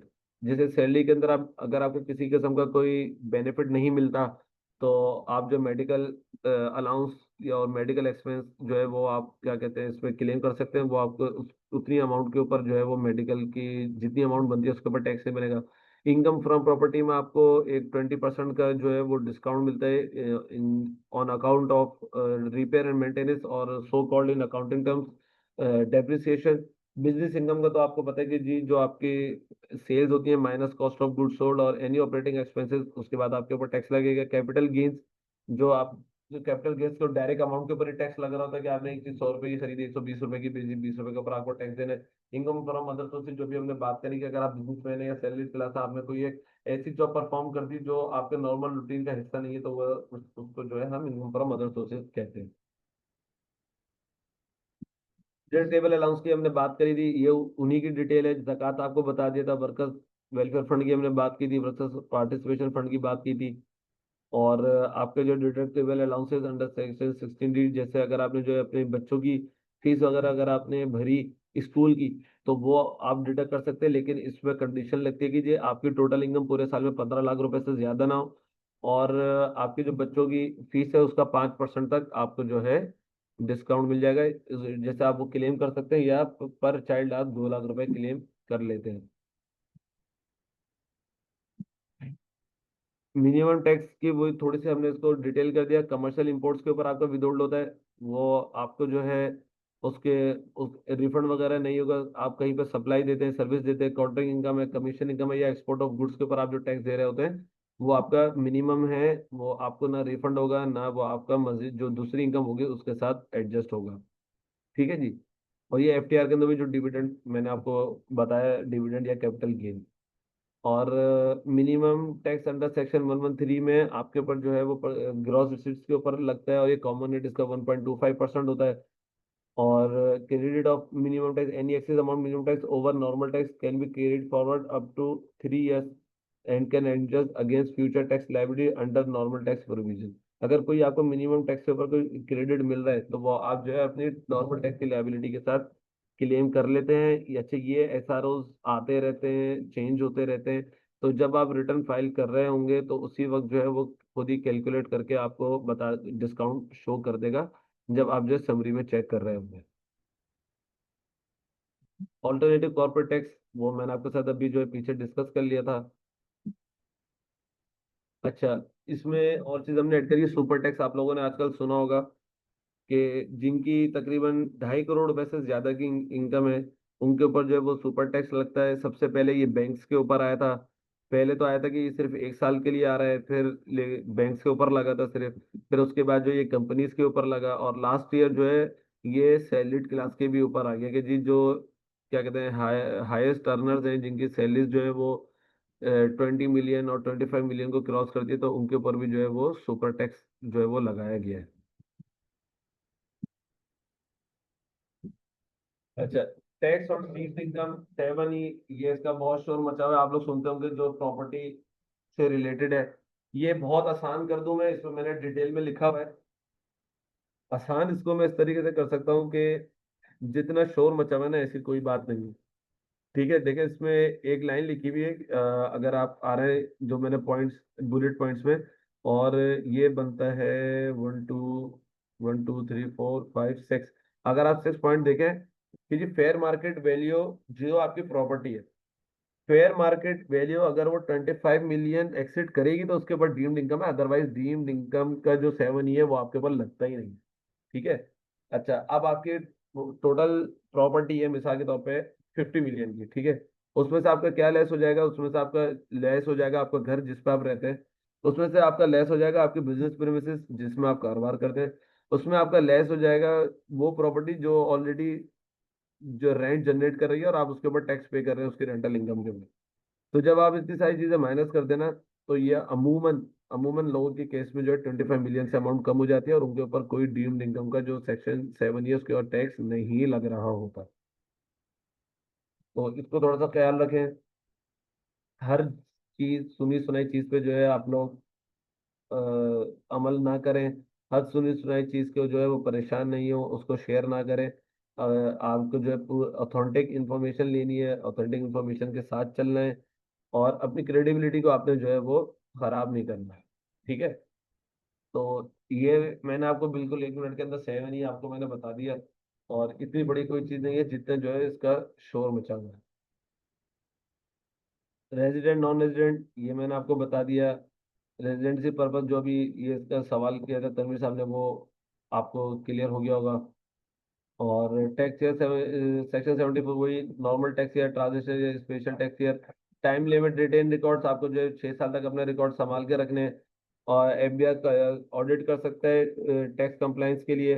Non compliance अगर होगी, मिसाल के तौर उन्होंने नोटिस लिखा आपने जो है वो रिप्लाई नहीं करा, और तो उसके ऊपर आपको वो 1 2 वार्निंग्स देंगे, अदरवाइज फिर आपको बैंक अकाउंट भी अटैच कर सकते हैं, आपका सिम भी जो है वो ब्लॉक की जा सकती है, आपका एनआईसी भी जो है वो कैंसिल किया जा सकता है, या आपके ऊपर जो है कोई पेनल्टी का नोटिस भी आपको दिया जा सकता है। ये टैक्स रेट्स हैं जो भी टैक्स 2025 की रिटर्न जा रही हैं, तो ये उनके टैक्स रेट्स हैं। ये छोटी छोटी सी चीजें थी जो आपके साथ जो है वो डिस्कस करी।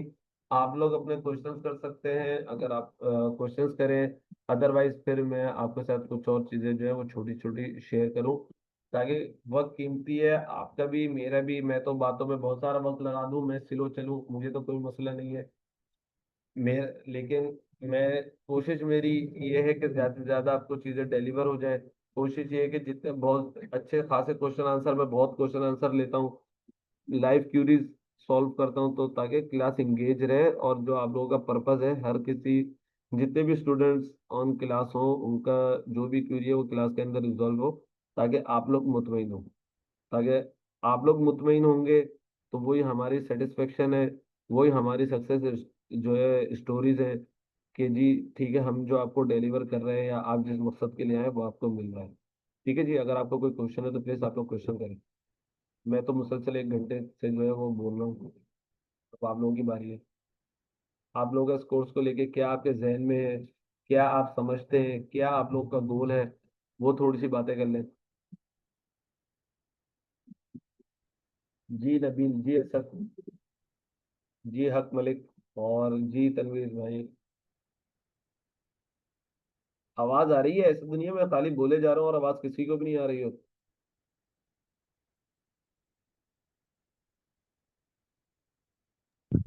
आ रही है सर, आवाज आ रही है। हाँ, मैं तो परेशान हो गया। मैंने कहा, मैंने सबसे बोला कोई क्वेश्चन करे, कोई हाँ का भी जवाब नहीं दे रहा है। ठीक है।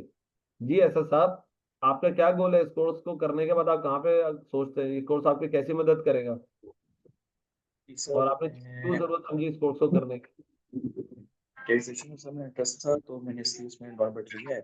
और बाकी जब मैं 9 साल से बैंक में काम कर रहा हूँ, आप इस कोर्स करने में क्यों इंटरेस्ट है? मैं इंटरेस्टेड इंटीग्रेशन इंटरेस्ट इसलिए मैं इसके लिए गवर्नमेंट जॉब। जबरदस्त, जबरदस्त। ठीक। सर अगर हम इसको हम सीख के समझ के पाकिस्तान में कोई टेलीविजन वगैरह छोटी सी कंसल्टेंसी वगैरह करना चाहें, तो मैं इसके ऊपर देख रहा हूँ कुछ। आपकी थोड़ी सी आवाज ब्रेक होती है, तो या तो माइक करीब करें, या पीछे शोर आ रहा है तो थोड़ा सा साइड में हो। सर इसको करके हम अगर पार्ट टाइम अपनी कोई टेलीविजन कंसल्टेंसी का काम करना चाहें, तो इसके लिए मैंने बिल्कुल बिल्कुल। ये इंशाल्लाह अजीज, इंशाल्लाह अजीज, इस कोर्स को करने के बाद 3 हफ्ते के बाद इंशाल्लाह। और 3 हफ्ते के दौरान ही इंशाल्लाह आप इस काबिल होंगे कि हम आपसे कहेंगे जी आप जो है अपने रिटर्न फाइलिंग के केस लेना शुरू करें, अपनी क्वेरीज यहाँ पे थैंक सॉल्व यू। करें, और कोर्स की फीस जो है वो आपकी ड्यूरिंग कोर्स बाहर निकालें। ये आपका टारगेट होना चाहिए। जी सर, जी सर, थैंक यू। जी नबील, आप कुछ कहेंगे?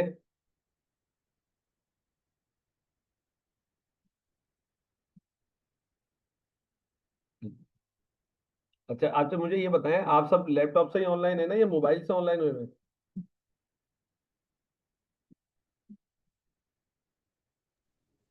लैपटॉप। लैपटॉप से ऑन। हाँ, लैपटॉप कंप्यूटर ठीक है। क्योंकि जब प्रैक्टिकल होगा ना, तो मैं किसी को भी पोर्टल का एक्सेस दे देता हूँ, और मैं कहता हूँ जी आप एनी डेस्क का सेशन लें और लाइव परफॉर्म करें। तो जो मोबाइल से भी ऑनलाइन है, तो उनसे भी रिक्वेस्ट है कि आप लोग कंप्यूटर से या लैपटॉप से ऑनलाइन होके क्लासेस जो है वो लें।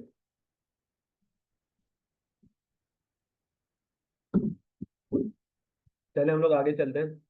तो मैं आपको थोड़ा सा पोर्टल दिखा दूँ, वेबसाइट्स दिखा दूँ एफबीआर की और पोर्टल भी की, ताकि हम लोग पोर्टल के ऊपर आ जाए।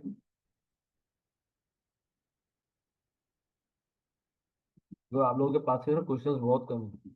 कुछ मैं मटेरियल आपके साथ शेयर करूंगा, उसे आप पढ़िएगा, देखिएगा।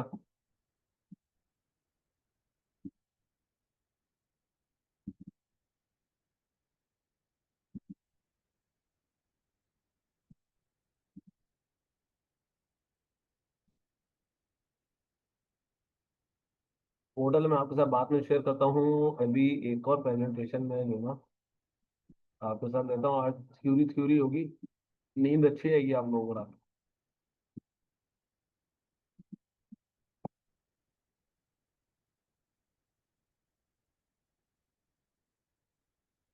स्क्रीन शेयर हो गया आप लोगों के साथ?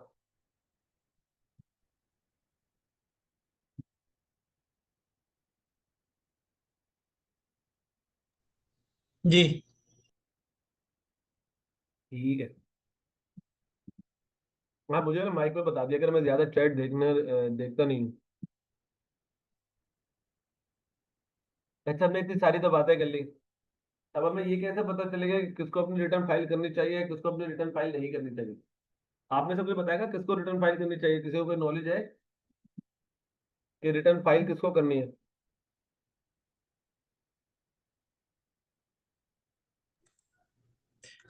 रिटर्न फाइल हर एक को करनी है, चाहे वो उसका कुछ इनकम है या नहीं है, फाइलर बनने के लिए स्पेशली। फाइलर क्यों बनेंगे? जब अगर एक आदमी की इनकम नहीं है तो उसको फाइलर बन के फायदा क्या होगा? उसको मल्टीपल होंगे, क्योंकि जिस तरह गवर्नमेंट आजकल टैक्स को रिफॉर्म कर रही है या सख्ती कर रही है, तो उसमें उसका जो नॉन फाइलर होगा उसके लिए मुसीबत ज़्यादा है। वो कुछ ले नहीं सकता। मोबाइल का इशू, और वो जैसा आपने कहा सिम ब्लॉक हो जाएगी, ये मुख्तलिफ चीज़ें। सिम तो उससे ब्लॉक बचने के लिए। तनवीर भाई, सिम उसकी ब्लॉक होगी तो फाइलर है, फाइलर की नहीं होगी। सॉरी, क्या कहा आपने? सिम उसकी ब्लॉक होगी जो फाइलर है। नॉन फाइलर की कैसे ब्लॉक करेंगे? उनको पता ही नहीं चलेगा कि ये फाइलर है या नॉन फाइलर है, उनके पास तो डेटा आ नहीं रहा। हाँ, मगर वो नॉन फाइलर का अगर फर्ज करें, फाइलर अगर जैसे टैक्स रेट उसका 1% है, तो नॉन फाइलर का वो एग्जांपल दे रहा हूँ, मुझे एग्जैक्टली याद नहीं है, उसका ज्यादा होगा, डबल होगा। तो आपके वो पास जहाँ पे टैक्स कम दे रहा है एक फाइलर, तो नॉन फाइलर उसका डबल दे रहा है। अभी तो आप स्पेशल चीज अभी आपने कंडीशन लगाई थी कि नॉन उसकी कोई इनकम ही नहीं है, तो जब उसकी कोई इनकम नहीं है तो उसका कोई एक्सपेंस भी नहीं होगा। जब एक्सपेंस ही नहीं होगा तो उसका फिर विदहोल्डिंग भी नहीं होगा किसी किस्म का। नहीं, बहुत सारे लोग ऐसे हैं जो जिनकी इनकम है बट वो फाइलिंग करते नहीं है। तो मैं उस माइंडसेट के हिसाब से चल रहा था। इनकम काफी लोग करते हैं, जैसे सब्जी वाला है या ये छोटे मर्चेंट है, चाहे वो जरूरी नहीं है कि जॉब होगी तो वो फाइलिंग करेगा। हर एक के लिए बात कर रहा हूँ। अच्छा, नहीं मगर अभी तो गवर्नमेंट ने सहूलत दे दी है ना नॉन फाइलर को, जो 70 लाख तक का घर खरीद सकता है, 50 लाख की गाड़ी खरीद सकता है। गवर्नमेंट ने तो इजाजत दे दी है नॉन फाइलर को, उससे बोल लीजिए पूछा भी नहीं जाएगा तुमसे पैसे कहाँ से आए। फिर क्या करेंगे? मगर उसमें नॉन फाइलर की इजाजत तो दी है, बट उसमें टैक्स भी तो उनका हाई होगा, मतलब वो जब वो पे कर रहा होगा तो वहां पे उसको टोकन ज्यादा देना होगा फिर। सही बात है।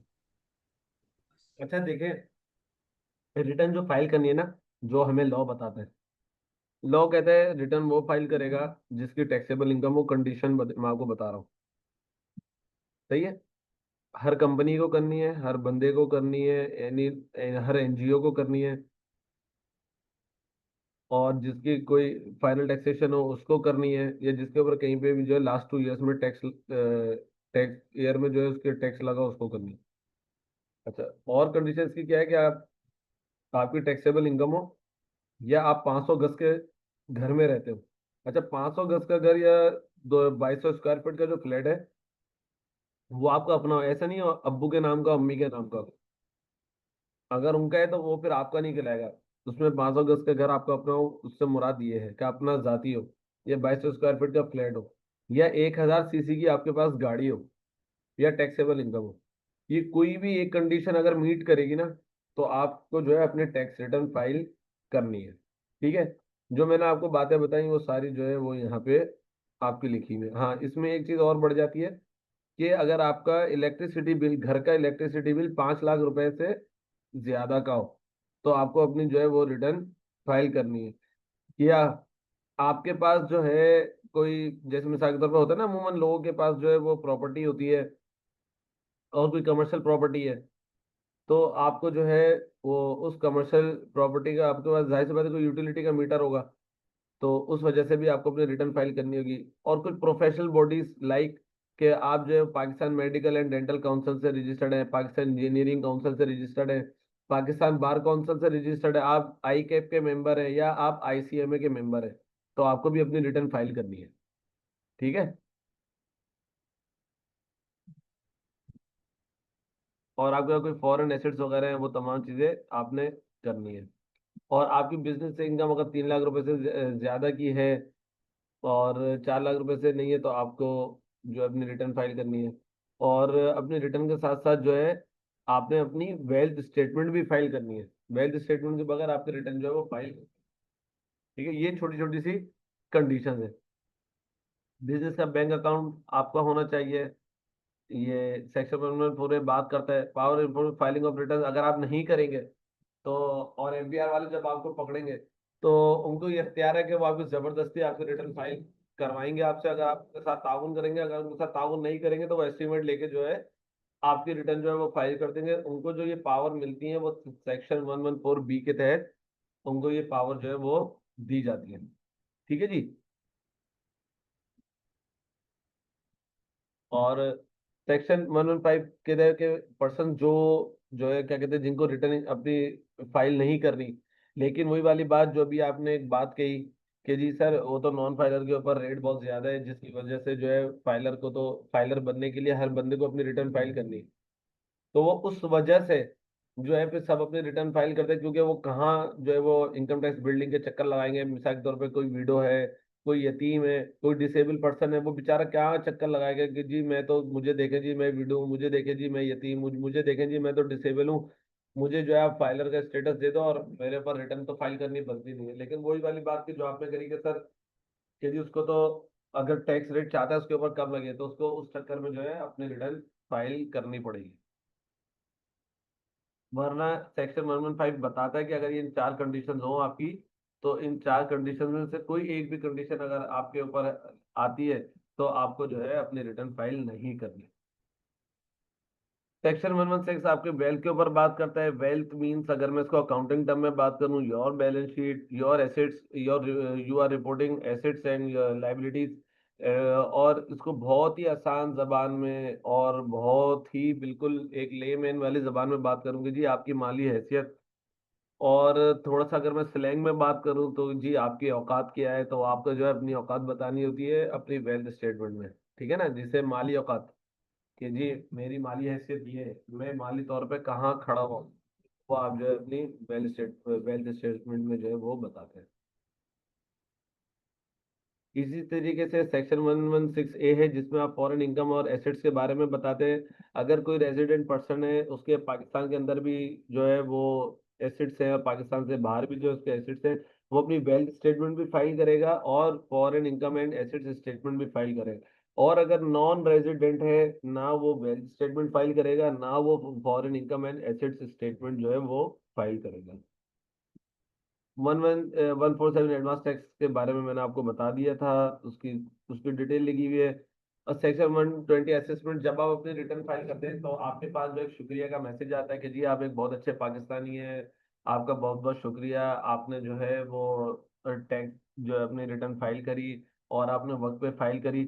और उसके जो शुक्रिया का जो मैसेज आता है उसके बाद फिर आपके एक ऑर्डर आता है, ये असेसमेंट ऑर्डर कहलाता है। वो ये कहता है डीम टू बी ओके, वो एफबीआर या पाकिस्तान की तरफ से वो आपको, गवर्नमेंट ऑफ पाकिस्तान की तरफ से आपका शुक्रिया अदा करता है कि जी आपने अपनी रिटर्न फाइल करी। और हम ये समझते हैं, वो देखें हतमी बात कोई नहीं कर रहा, फाइनल फाइनल वर्ड्स उसके कुछ नहीं है। वो आपको एक जो है वो क्या कहते हैं, एक अच्छा आपसे गुमान रख रहा है। एक अच्छे गुमान के तहत आपसे कह रहे हैं कि जी हम ये समझते हैं कि आपने जितनी इन्फॉर्मेशन हमारे साथ शेयर करी है वो सही करी है, और इस सही की बुनियाद पर हम इसको जो है वो डीम टू बी ओके कि हम समझते हैं कि ये सही होगी तो हम इसको एक्सेप्ट कर रहे हैं।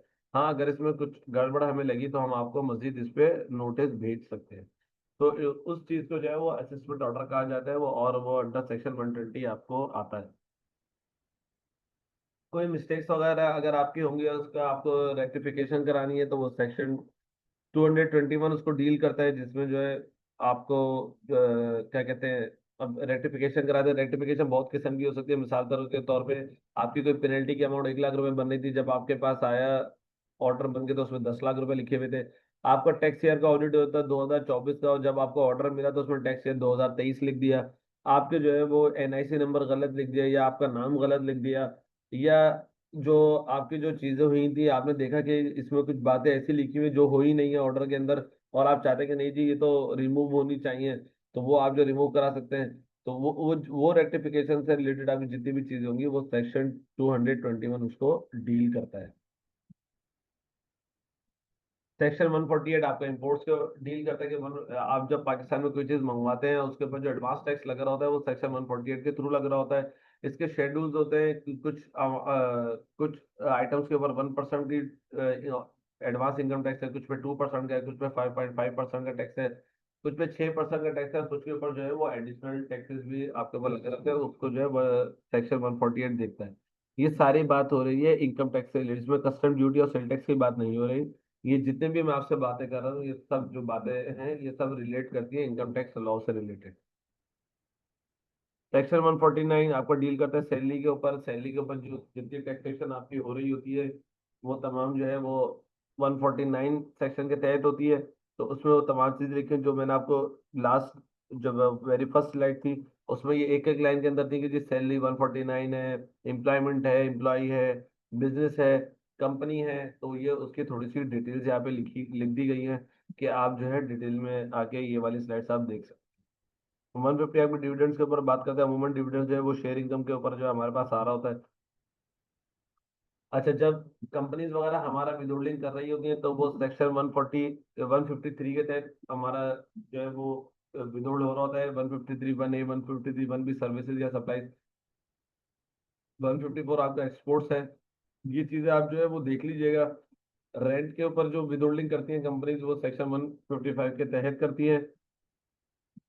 ये तमाम वो सेक्शंस हैं जो अमूमन आपको जो है ना जरूरत पड़ेगी आपके काम के दौरान। अमूमन जरूरी नहीं है प्राइस बॉन्ड, हो सकता है आपके पास 100 क्लाइंट्स आएंगे, 100 में से कोई 10 क्लाइंट्स है प्राइस बॉन्ड में जो है वो विनिंग हुई हो, तो वो भी आप जस्ट एक क्या कहते हैं रिटर्न में जाके फाइल कर देंगे।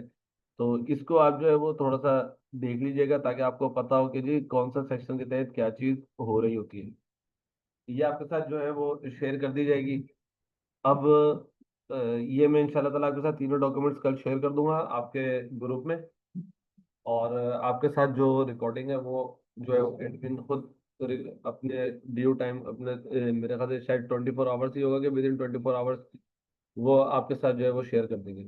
ये छोटी छोटी सी चीजें थी जो आपके साथ जो है वो शेयर करनी थी, आपको बतानी थी कि छोटी सी चीजें हैं, इनको जहन में रखना है। ये आपके इंटरव्यू में भी काम आएंगे। आप कहीं पे बैठेंगे जो ऑलरेडी जो अपने सीनियर्स के साथ आप बैठेंगे तो आपको भी कुछ चीजें पता होनी चाहिए कि वो क्या चीज क्या बात कर रहे हैं, ताकि आपको जो है उनकी बैठक में जो है वो बात आपको समझ में आए। जी हक मलिक साहब, आप कुछ कहना चाह रहे हैं? आपने हैंड रेज किया हुआ है।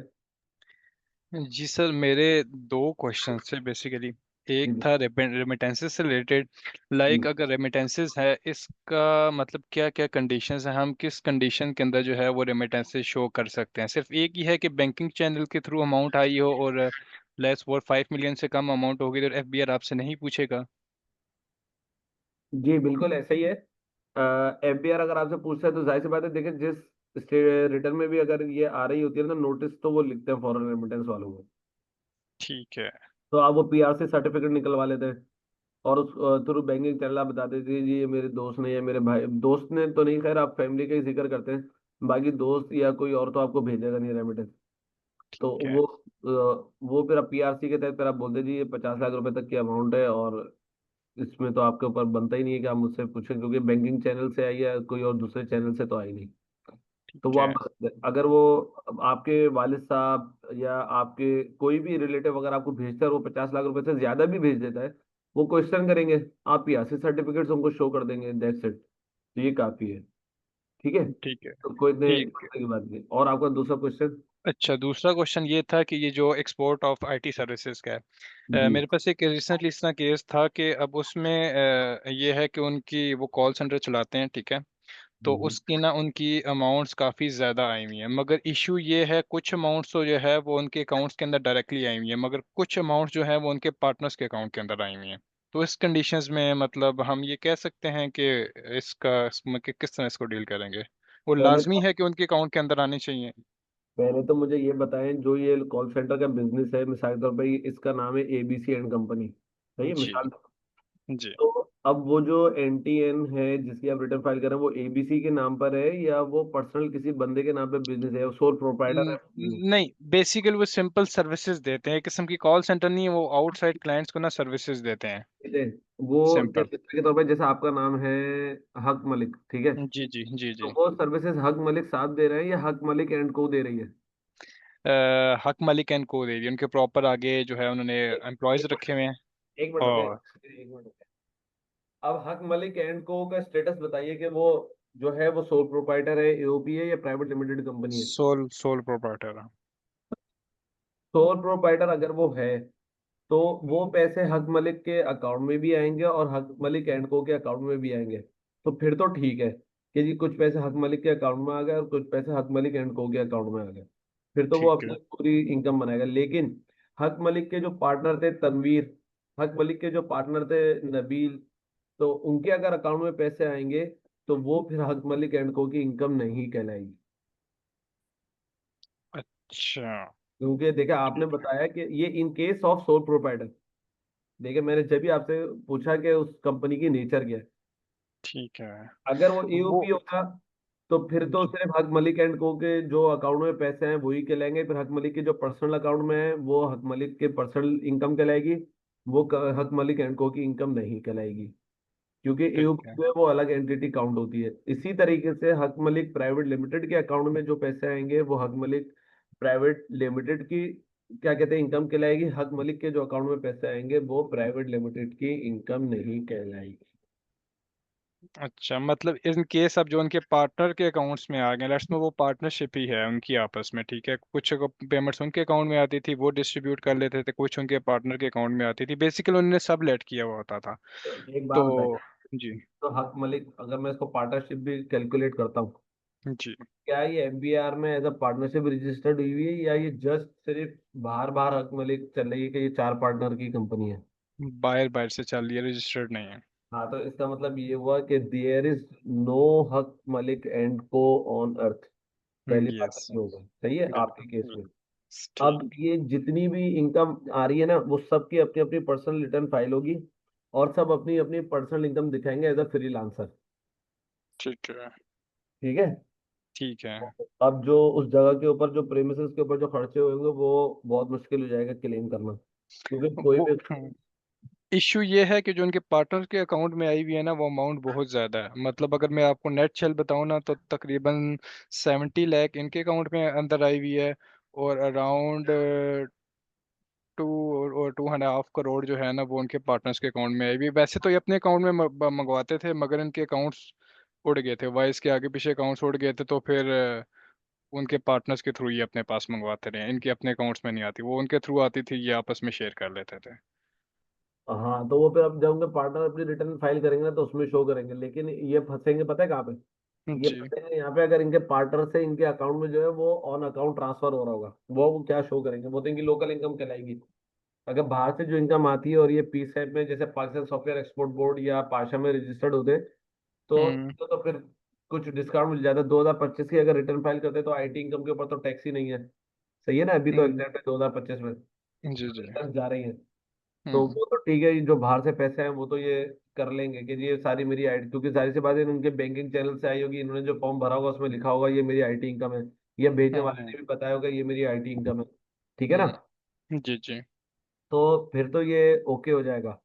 और जो इनके लोकल बंदों से है ना, जैसे हक मलिक के अकाउंट से जो है नबील के अकाउंट में पैसे गए, तो वो जी। इनकी लोकल इनकम बन जाएगी, और उसके ऊपर इनको 100% टैक्स देना होगा, वो जिस स्लैब में भी आएगा।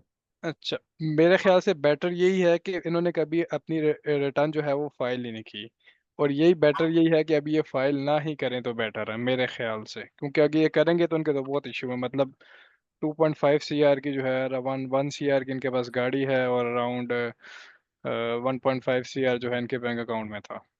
वो तो भाई, इनके पास अगर 1 करोड़ रुपए की गाड़ी है ना, तो फिर इनको एफबीआई का नोटिस आ गया होगा कि आपने जो है ये गाड़ी कहाँ से ले ली, आपका हमारे पास जो है वो रिकॉर्ड तो है नहीं, लिहाजा आप जो है अपनी रिटर्न फाइल करें। ये टैक्स ब्रॉडेड बेस जो वो है ना, क्या कहते हैं, सेक्शन एफबीआर का, जी, उस डिपार्टमेंट ने जो है इनको नोटिस भेज दिया होगा। लाजमी। अभी तक आया नहीं है। मतलब ऑन जो है वो कस्टम की लैंग्वेज में तो 5.5 मिलियन की गाड़ी है, मगर एक्चुअली तो वो 1 CR से ऊपर की है। हाँ हाँ, मगर देखें असल में जो जब भी हम गाड़ी वगैरह वगैरह की ट्रांजेक्शन करते हैं ना, उसमें जब रजिस्ट्रेशन हो रही होती है उसकी, तो जी टाइम ऑफ ओनरशिप ट्रांसफर आप जो एक विदहोल्डिंग टैक्स पे करते हो, जी जी तो जी। उस विदहोल्डिंग टैक्स की पेमेंट के ऊपर जो है ना, एफबीआर जो है कि नॉन फाइलर का जब रेट लग रहा होता है, तो वो नोटिस भेज देता है। अगर नहीं भेजा, तो जब तक नहीं आ रहा एंजॉय करें, जब नोटिस आएगा जब देख लेंगे। ठीक है। हाँ, ये तो इसमें यही सी। ये इसका हल ये है। वैसे तो उनको मतलब 80,000 और मोर देन 80,000 से ऊपर उनका टैक्स विदहॉल्ड हुआ हुआ है, और डिफरेंट केसेस में, गाड़ियों में, आगे पीछे, इधर उधर। उनकी जो ट्रांजैक्शन ऑनलाइन जो उनके अकाउंट में भी आती रही है, वो भी 1%। उन्होंने बैंक वालों ने एक दो ट्रांजैक्शन फंस की थी, वो उन्होंने 1% वो काटा हुआ है, वो अराउंड 20-25,000 वो बनता है। तो ये क्या पाकिस्तान सॉफ्टवेयर एक्सपोर्ट बोर्ड में भी रजिस्टर्ड नहीं है? नहीं थे इनको मैंने करवा दिया, अभी रिसेंटली करवाया। तो मतलब 0.25 लग रहा होगा। आफ्टर आफ्टर मतलब इस लास्ट जुलाई में मैंने कराया था, जून में नहीं थे, मतलब लास्ट ईयर में वो नहीं थे, अभी मैंने जुलाई में उनको रजिस्टर कराया। तो अब इनको फायदा हो गया ना 0.75 का। अब फायदा। अब अभी तो 0.25% ये है उनके, जो है कटेंगी, 1% नहीं कटेगा। हाँ, तो जाहिर है, तो पी सैप का ये तो फायदा, ये तो मैं परेशान हो रहा लास्ट ईयर नहीं था उनका, मतलब अभी मैंने क्योंकि जुलाई में कराया, तो था। लास्ट ईयर तो हम उसको नहीं कर सकते, ये कर सकते हैं, मेरे से नहीं कर सकते क्योंकि नहीं नहीं लास्ट ईयर तो नहीं थे। नहीं नहीं, वो असल में वो at the time of remittance लग रहा होता है ना, वो तो अब रिवर्स नहीं हो सकता। नहीं, वो मतलब आगे लेट्स सपोज अगर अभी वो पाकिस्तान सॉफ्टवेयर एक्सपोर्ट बोर्ड में रजिस्टर्ड हो गए हैं, क्या हम जो 2025 की रिटर्न लास्ट ईयर की, उसमें उनको अंडर 0.25 के अंदर उसमें इनकी इनकम डिक्लेयर नहीं करेंगे, या 0.1 के अंदर, नहीं नहीं नहीं 1% के अंदर? देखें आईटी इनकम जो है ना वो एग्जेम्प्ट है, ये तो रेमिटेंस के ऊपर विदहोल्डिंग अमाउंट है, ये तो आप क्लेम करेंगे कि जी मेरा ये टैक्स बन गया है, ये तो आप मुझे रिफंड करें, सही है ना। ठीक है, लेकिन अगर सही। मिनिमम टैक्स पढ़कर आ रहे हैं, मिनिमम टैक्स में जो एक टैक्स विदहोल्ड हो रहा है वो अब रिफंडेबल या एडजस्टेबल नहीं है, वो फाइनल ही है, ठीक है ना। तो उसका अच्छा। आपको जो है ना वो कहीं फायदा मिलेगा नहीं। और आईटी इनकम जो है 2025 में तो एग्जेम्प्ट है, तो वो तो टैक्स तो बनता ही नहीं है आईटी इनकम के ऊपर। नहीं, लेट्स सपोज उनकी 2 करोड़ की अमाउंट है, ठीक है, लेट्स सपोज 1 करोड़ की अमाउंट है। अगर 1 करोड़ के ऊपर उनका जो अमाउंट बनता है वो अगर 0.25% विदहेल्ड होना चाहिए था, तो वो तो बनता है 25,000। अगर 1% के अंदर होना चाहिए था तो वो बनता है 1 लाख रुपया। इनकी जो रजिस्ट्रेशन है वो जुलाई के अंदर हुई है, जून के अंदर, मतलब जून से पहले नहीं हुई हुई। ठीक है, तो इनका कुछ 2 ट्रांजेक्शन है उसके ऊपर सिर्फ टैक्स कटा हुआ है 1%। और बाकी जितनी इनकी ट्रांजेक्शन आई है ना उसके ऊपर बैंक ने कोई टैक्स विदहेल्ड नहीं किया हुआ। तो क्या हम जब मतलब अपनी रिटर्न के अंदर ये चीज डिक्लेयर करेंगे तो 1% के अंदर इनको डालेंगे या 0.25% के अंदर डालेंगे, इनकी जो इनकम है 1 करोड़ की? वो टोटल इनकम एग्जेम्प्ट में डालेंगे, क्योंकि इनकम टैक्स नहीं है, इनकम टैक्स अलग होता है, इनकम टैक्स लगता है आपके टैक्सेबल इनकम के ऊपर। और आईटी से रिलेटेड टैक्सेबल इनकम जो है वो एग्जेम्प्ट है 2025 में, ठीक है। विदोल्ड नहीं, इनकम तो एग्जाम्प्ट है, मगर वो जो फाइनल टैक्स के अंदर आप इनकम शो कर रहे होते हैं। सही सुनो तो सही, ये टैक्सेबल इनकम तो इनकी एग्जेम्प्ट हो गई ना टोटल। जी, टैक्सेबल एग्जाम्प्ट हो गई। विदोल्डिंग टैक्स आपका जो है वो इनकम टैक्स नहीं है। ठीक है, अच्छा अच्छा अच्छा। ठीक हाँ, ठीक, सही तो सही, वो मैं जो दोनों में 1% था। कटा है वो कट गया बस। अब वो ठीक सिर्फ है। इंटरेस्ट ही हो सकता था, वो भी नहीं होगा। और वो हम्म। 1% जो कट गया है वो तो जाहिर सी बात है at the time of transaction है, और वो बैंक ने करना है, तो बैंक के जी पास जी। इन्फॉर्मेशन थी ही नहीं, उसने 1% काटा। अब इन्फॉर्मेशन है ठीक है। तो 0.25% काटेगा, तो वो पीछे उसका आप जो है रिलीफ नहीं ले सकते। अच्छा अच्छा अच्छा, रिलीफ नहीं रखा, ठीक है तो सर। तो- अच्छा जी, इंशाल्लाह आपके साथ तीनों डॉक्यूमेंट शेयर हो जाएंगे। आज हमने जो है थोड़ी सी बेसिक्स वगैरह देखी, और थोड़ी सी बेसिक्स हमने देखी। इंशाल्लाह कल से जो है हम पोर्टल के ऊपर आएंगे। कल हम एनटीएन बनाना सीखेंगे, एनटीएन कैसे बनता है, आप लोगों को आता होगा जो ऑलरेडी काम कर रहे हैं। जिसको कहा जाता है एनटीएन कैसे बनता है, तो भाई वो रजिस्ट्रेशन का प्रोसेस है। वो रजिस्ट्रेशन का प्रोसेस हमने जो अपनी ओरिएंटेशन क्लास में भी दिया था, कल भी इंशाल्लाह देंगे। और फिर उसके बाद जो है पोर्टल की डिस्कशन शुरू करेंगे, और रिटर्न वर्किंग और सेल टैक्स की रिटर्न फाइलिंग की वर्किंग हम देखेंगे।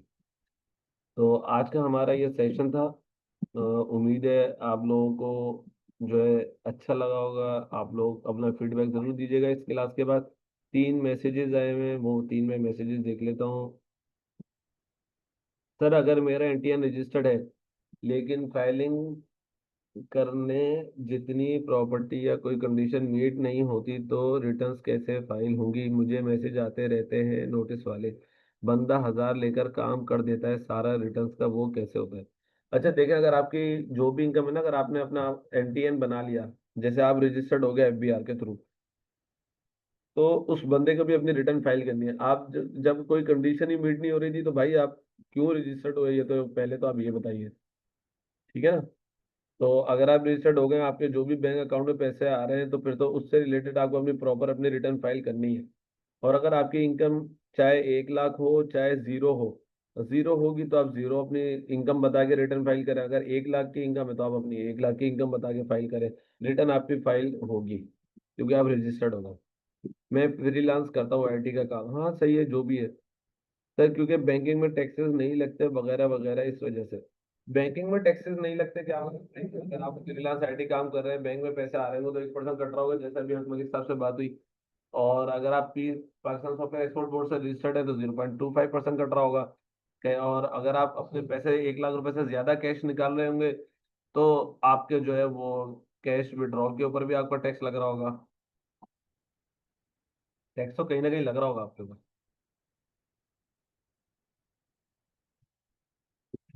ठीक है जी। या ये नबील के क्वेश्चन से जो आंसर कर दिया। अच्छा सर, फिर मिस इन्फॉर्मेशन है मुझे। हाँ इंशाल्लाह नबील साहब, ये सारी मिस इन्फॉर्मेशन जो है वो आपकी क्या कहते हैं दूर हो जाएंगी।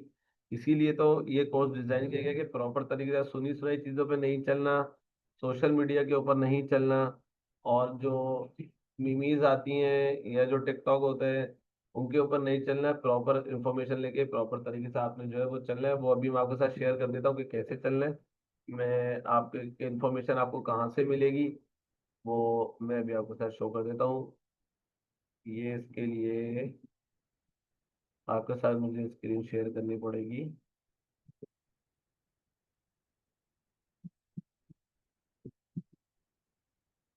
ये स्क्रीन आपके साथ शेयर हो गई होगी।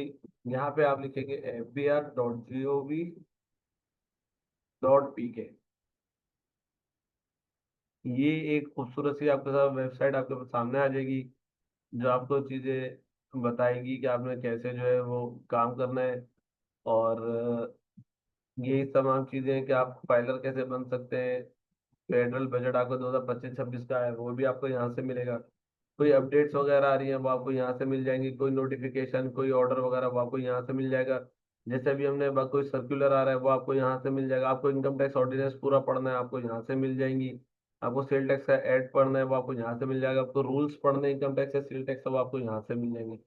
बाकी ये तमाम चीज़ें ऑनलाइन सर्विसेज से रिलेटेड चीज़ें हैं। इनकम टैक्स की बेसिक्स, रजिस्टर्ड कैसे होंगे, चेंज अपनी पर्सनल डिटेल कैसे करेंगे, अपनी रिटर्न फाइल कैसे करेंगे, विदहोल्डिंग के रेट क्या चल रहे हैं, सेल्स टैक्स की बेसिक्स क्या है, सेल टैक्स की रिटर्न कैसे फाइल होगी, कस्टम से रिलेटेड कस्टम की बेसिक्स क्या है, रजिस्टर फॉर कस्टम आप कैसे होंगे, ट्रेवल गाइड कैसे है। तो ये तमाम इन्फॉर्मेशन आपको यहाँ से मिलेगी। यहाँ से जो इन्फॉर्मेशन आपको मिलेगी वो ऑथेंटिक होगी। उसमें जो आप जो है उसको जो है वो प्रेफर करेंगे। ठीक है, फिर इनकी कुछ चीजें उसके इन्होंने बटन वगैरह दिया। आपको कोई कंप्लेन है, कोई मालूमात लेनी है, आप इनको कॉल करके बात कर सकते हैं 9 से 5 के दरमियान, मंडे टू फ्राइडे, 8:30 से 4:30 के दरमियान। आपकी कोई क्यूरी है, अपनी क्यूरी जमा करा सकते हैं, या आपको उसका रिप्लाई कर देंगे। 48 घंटे का टाइम होता है। आप अपने रीजनल टैक्स ऑफिस की मालूमात देना चाह रहे हैं किस तरफ है, कहाँ है, वो आप इधर से आपको उससे रिलेटेड तमाम चीजें मिल जाएंगी। आप कोई कंप्लेन करना चाह रहे हैं, आप जो है वो यहाँ पर आके अपनी कंप्लेन कर सकते हैं। जो चीजें ऊपर नजर आई थी यहाँ पे जो मैंने आपको बताई इस बॉक्स में, वो तमाम चीजें आपको यहाँ से भी मिलेंगी। एक्ट्स हो गए, ऑर्डिनेंस हो गए, रूल्स हो गए, ऑर्डर्स हो गए, ऑडिट से रिलेटेड चीजों, प्रेस रिलीज वगैरह हो गए, टेंडर्स हो गए, कोई ऑप्शन हो रहा है, कोई टैक्स डायरेक्टरी है, बजट है। और जो वीकली अपडेट्स होती हैं वो यहाँ पे शो हो रही है। जैसे कोई simplify electronic tax return allow हो गई है भरना, अब आप जो है यहाँ से आके जमा करा सकते हैं। वो अब इन्होंने उसके नोटिफिकेशन वगैरह निकाल दी, ये अपडेट्स आपको यहाँ पे नजर आएंगी। ये जो है आपके एक इंफॉर्मेशन पोर्टल है, यहाँ से आके आप जो है इंफॉर्मेशन ले सकते हैं। या प्रॉपर कुछ यूट्यूब के चैनल है या फेसबुक के कुछ ग्रुप्स हैं, वो आप लोग करें जहाँ से आपको प्रॉपर इन्फॉर्मेशन मिल रही हो, जहाँ पे सीरियस जो है वो टैक्स से रिलेटेड बात हो रही हो, उन ग्रुप्स को ज्वाइन करें। बाकी ग्रुप से आप आउट हो जाए। वेरी फर्स्ट टाइम जितने ग्रुप्स आपको नजर आ रहे हैं सब पे ऐड हो। फिर जहाँ पे अस्सलाम वालेकुम, वालेकुम सलाम, जुम्मा मुबारक, सही है ना, और पीर मुबारक, ये जो चीजें आ रही हैं वहां से आप आउट हो जाएं, और जहाँ पे सिर्फ टैक्स से रिलेटेड बात हो रही हो उन ग्रुप्स में आप रहें। ये छोटा सा आज की हमारी एक क्लास थी जो आपके साथ बड़ी अच्छी गुजरी। आपसे गुजारिश है कि जब आप लोग क्लास में हो, एक्टिव हो, क्वेश्चन करें, चीज़ों को अपनी क्लियर करें, क्योंकि ये टू वे जो है वो इंफॉर्मेशन चलती है। टू वे में आप लोग जो है क्वेश्चन करेंगे, मैं आपको आंसर करूंगा, मैं भी आपके साथ सीखूंगा, आप लोग मेरे से सीखेंगे। तो मिलके ये जो है ऑनलाइन जो है क्लास चलेगी। मैं खाली बोलता रहूंगा तो मुझे पता ही नहीं चलेगा किसको क्या समझ आ रहा है। मैं आपको एक पर्टिकुलर हद तक चीजें बता सकता हूँ। रियल टाइम की चीजें जो है वो आप लोग मुझसे पूछेंगे, क्वेश्चन करेंगे, तो वो आपकी भी लर्निंग होगी, मेरी भी लर्निंग होगी, और पूरी क्लास की लर्निंग होगी। ठीक है जी। तो बहुत बहुत शुक्रिया आप लोगों का। और